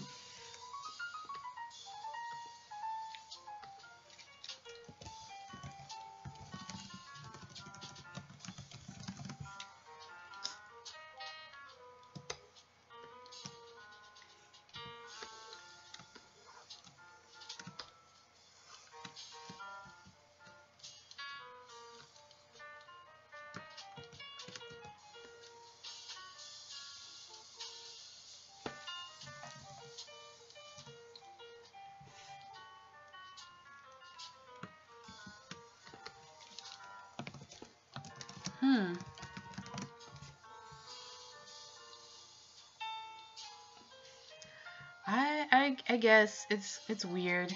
I already know I'm going to have a bit of a not necessarily a break, but I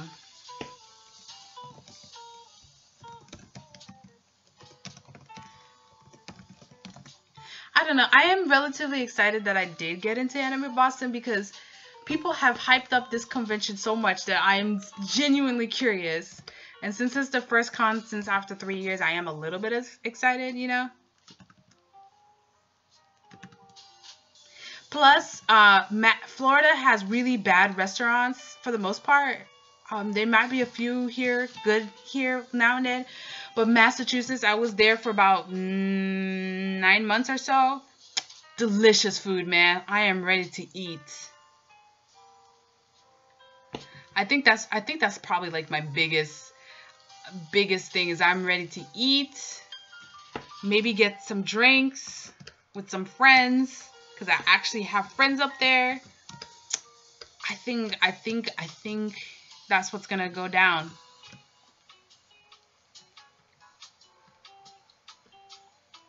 I really am just excited for that food. I normally when I go to conventions, I just like back in the day, I would just buy me a loaf of French bread and then a sandwich later in the evening, and that's my food. But no, for Boston, I'm gonna drop that money for the food. I want some good food.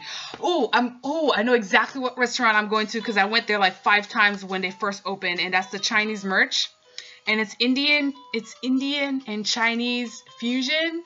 And I love spicy food, and it's so tasty. Oh my goodness, it is so good.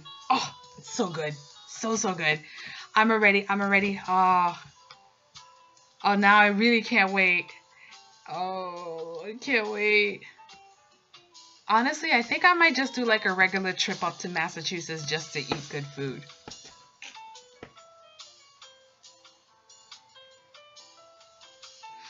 This is the final print that I'm going to be making for Anime Boston prints because I got several. I guess I could. Let me see. Let me show you guys the prints in general that I'm planning to send out. I'm gonna print them 18 by 24 in size. The question is, where did I put it?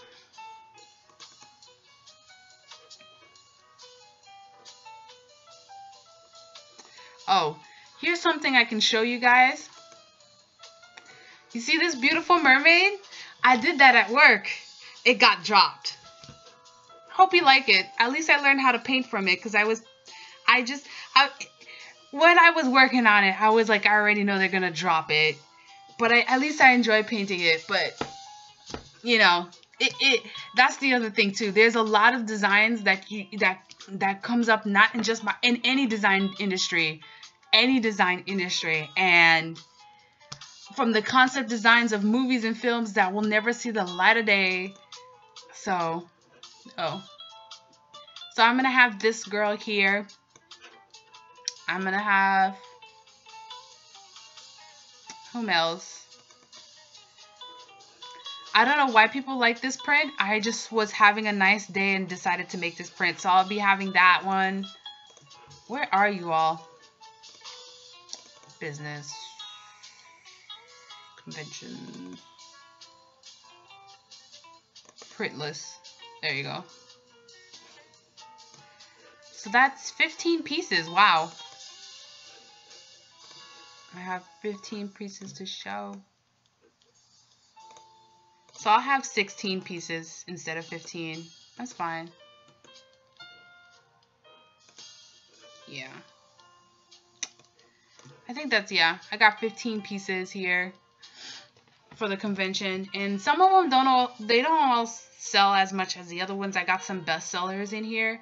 But the other ones sell once in a while. And I know for that person they want. And I only make like 5 prints at each print run per size for the convention. But since I'm be going to 3 confirmed conventions and then I have like 3 more that I hope to get into, if I end up with a little bit extra for Anime Boston, that's not a big deal. So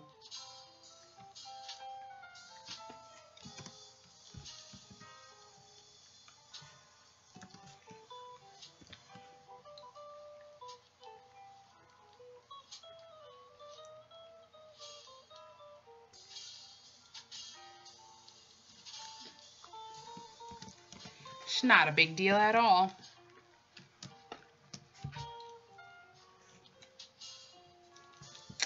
Thank you. So this will be the 6th one. Because I feel like I'm missing certain colors. Because that's the thing when you're selling original stuff. Sometimes people are really attracted to colors, and you can kind of tell what's my favorite color. I like purple a lot. I like white a lot. And I know sometimes people are like, how does white really sell? But I like white a lot. Purple. So I feel like I needed a little bit more green because this is too white. I got my Victorian piece in there. I got my neutral piece. This No Evil one, it's a funny story. It's not a big story, but this girl just quietly came toward my table in Otakon because I started to have a small little line of people. Quietly came to Otakon, and it was behind people, and just started making a collection of that print. Like she picked a big print, and then she picked the little coin purse, and then she picked a little pencil case, and then she picked something else. And then she just said, "How much is the total?" I gave her the total, and then she just bowed her head and said thank you, and then went on her way. So, it's like, okay. And I understand, because that's how I would shop. Like, I sometimes I want to have a conversation, but oftentimes I'm silently already having the conversation in my head. And then by the time I come up to you, I already know what I want to get. So.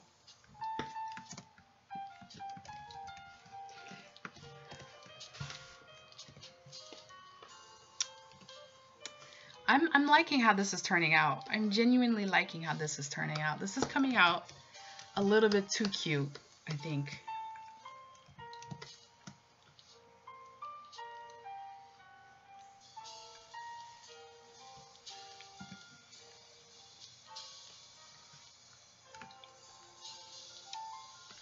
This is coming out a little bit too cute, don't you think so?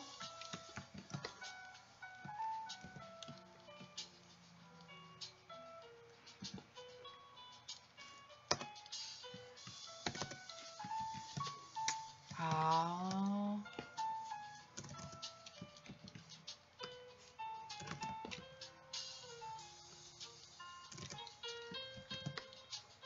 So, this is probably my longest stream up to date.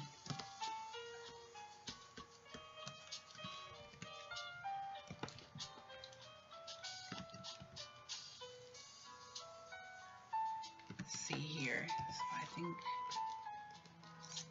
this will be the skin.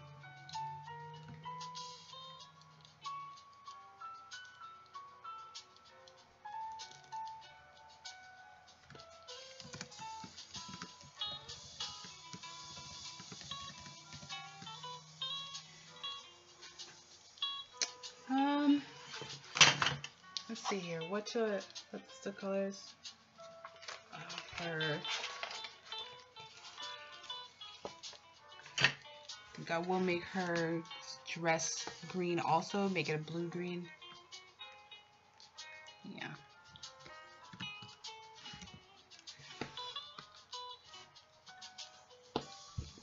I think I'm a little bit too hyper right now. I'm a little bit too hyper right now.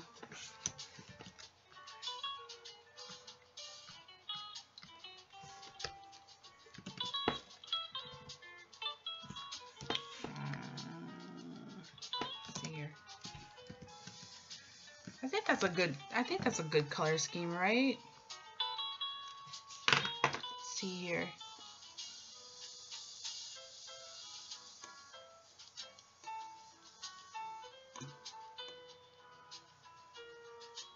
I think that's a good color scheme. Right here. That works.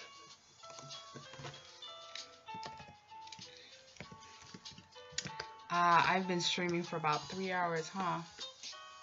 Yeah, let me finish. That's what I'm gonna do. I'm gonna finish cleaning this flat for the most part, and then we'll head out the door.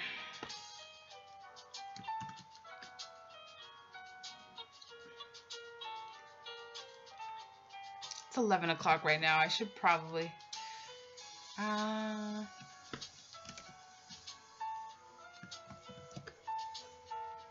Oh, I made her more blue. I think I might like the original color.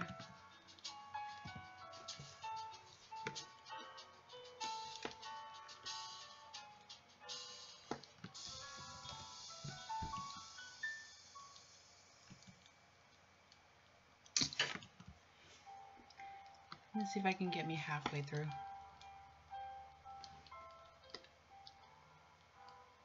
I think that shade works. This one's good. I'm very particular with my starting shades of colors. To me, that's what puts put the mood together. You know what I mean? Like that's what makes it get together. I'll probably will add some form of white somewhere, or I shouldn't. I keep saying that I would not, but I like white a lot.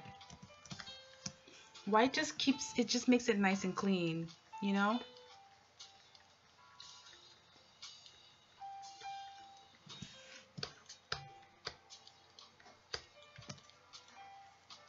And then, let's see.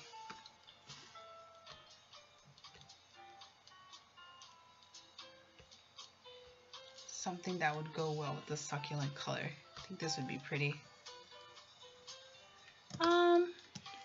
It's okay. It's okay. Let's see here.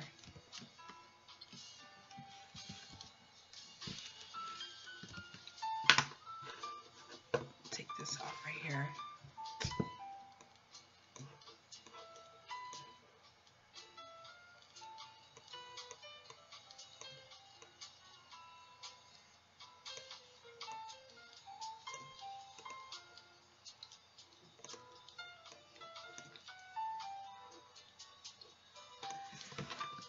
I don't know. Should I go more orangey or more magenta-y? That's a good question. Let me test this out right here, because I don't think I'm okay with a certain set of colors.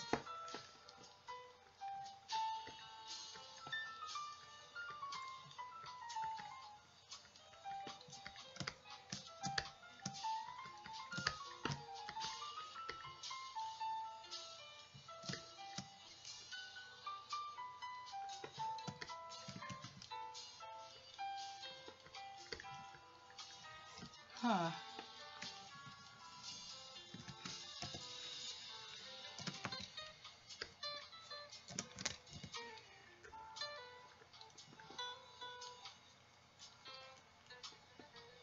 I think that bow might be too big.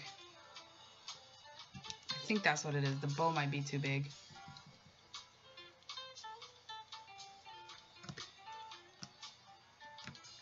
The bow might actually be too big.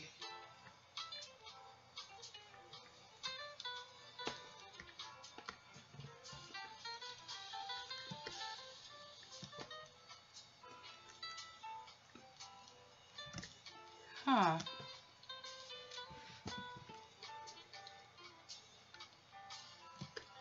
Yeah, I think the bow might be too big.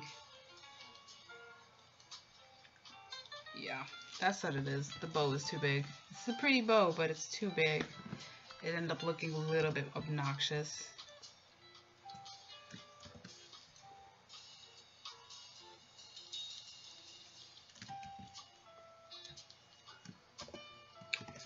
I don't know. What do you guys think? What are your thoughts?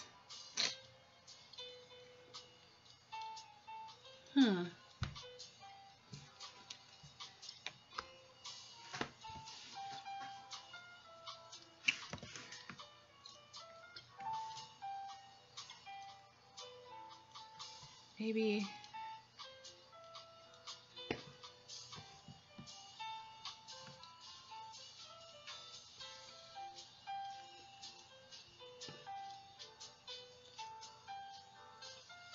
Yeah, maybe this will work. This will work. That will work.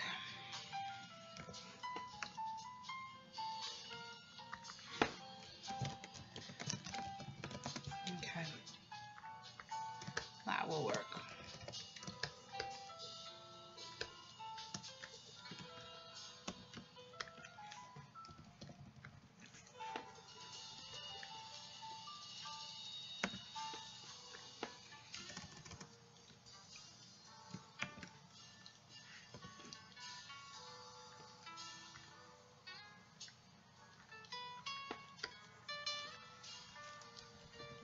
Oh, wow.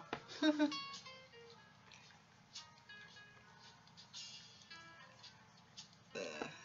think I am getting a little... See, I'm not getting sleepy. I am, however, getting hungry because it has been 3 hours, and I really shouldn't eat just before I go to bed. It's not healthy.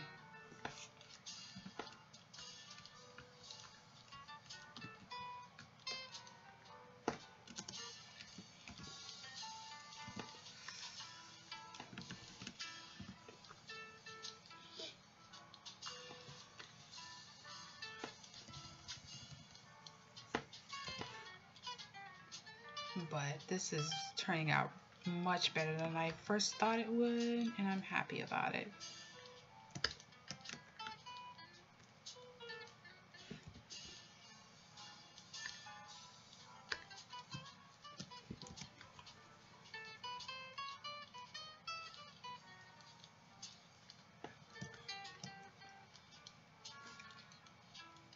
Looking really good.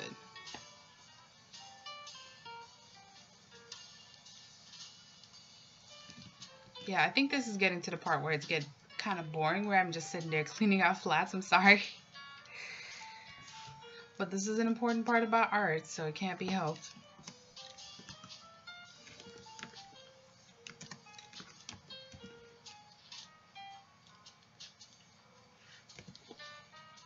But I do appreciate you guys coming in and watching and chatting and having your questions, asking your questions.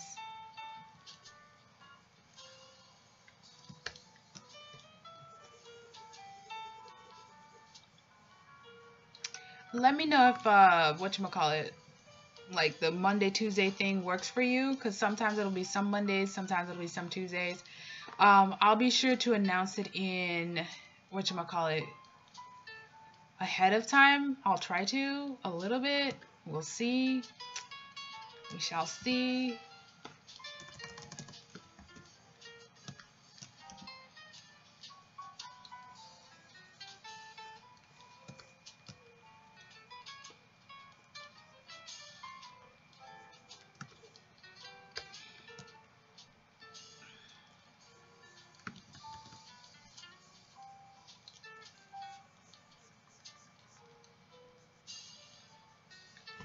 This looks so good.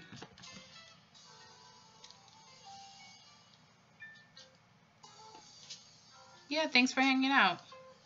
I know it's getting kind of late now, so I'm probably going to eat that leftovers of mine and then do some last minute prep for bed and try to wake up for work tomorrow. Keyword try.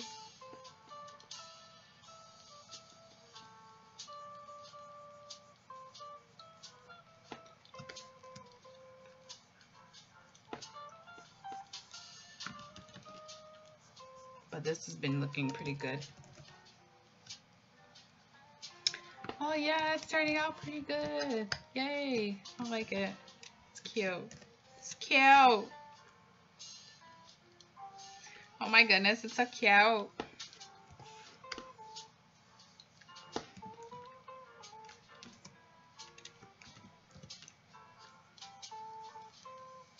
The bow does make it a little bit dizzy, but you know, I'm not gonna.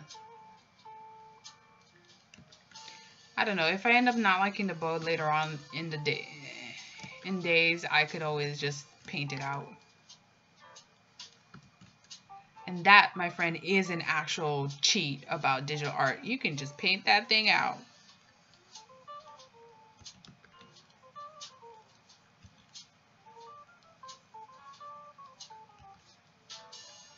And you can hear the CPU just trying its hardest. It's like, go to sleep, girl. And I'm just like, I got stuff to do. Still haven't done my taxes, so I have to go and prep that up for tomorrow to mail it to him. Mail it to the accountant. Be like, please try and save me some money.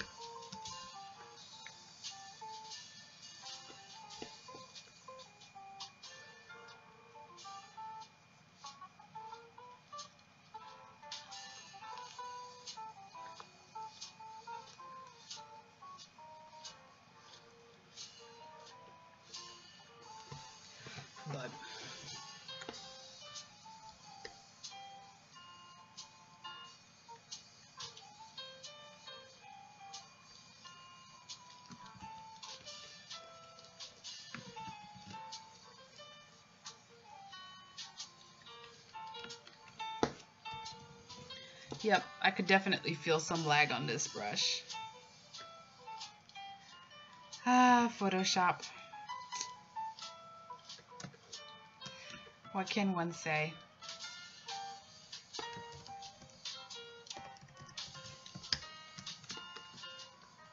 this done, and then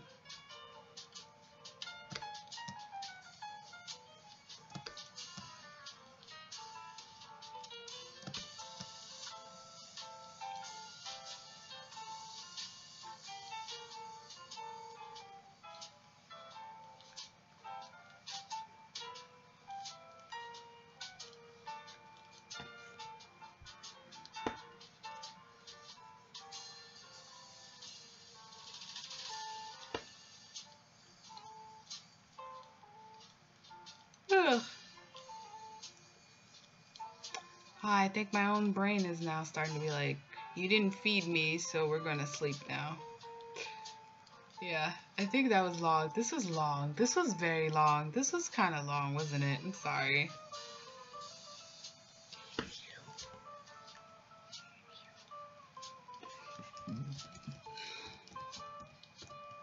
Yeah, I think this is as far as I'm going to be going for today. Because it's pretty long now. So I'm going to make sure to save this. This is the preview of the work in progress so far. I think it'll be pretty good. So, yep. Thanks again, you guys, for passing by. I know a couple of you have already dropped off already. But the streams are the only places where I really will get real into it, because very few people will actually watch it. And I don't have to worry about it coming to me later. Not that I say anything, but people get emotional anyway. So if ever you're interested in getting all the nitty-gritties, the behind the scenes, the streams are where it's at. Again, if you have any questions, you're going to have to wait till the video process, and make sure to leave your comments below. You know, make sure to thumbs up. And again, if ever you have an idea for a video, by all means, leave it in the videos, because I'm actually reading them and responding to them, and I'm actually writing down the notes, because they never would have occurred to me. But I hope you guys had enjoyed this real talk stream. I hope you like the money talks, and I hope you all have a good night. So see you guys in the next video.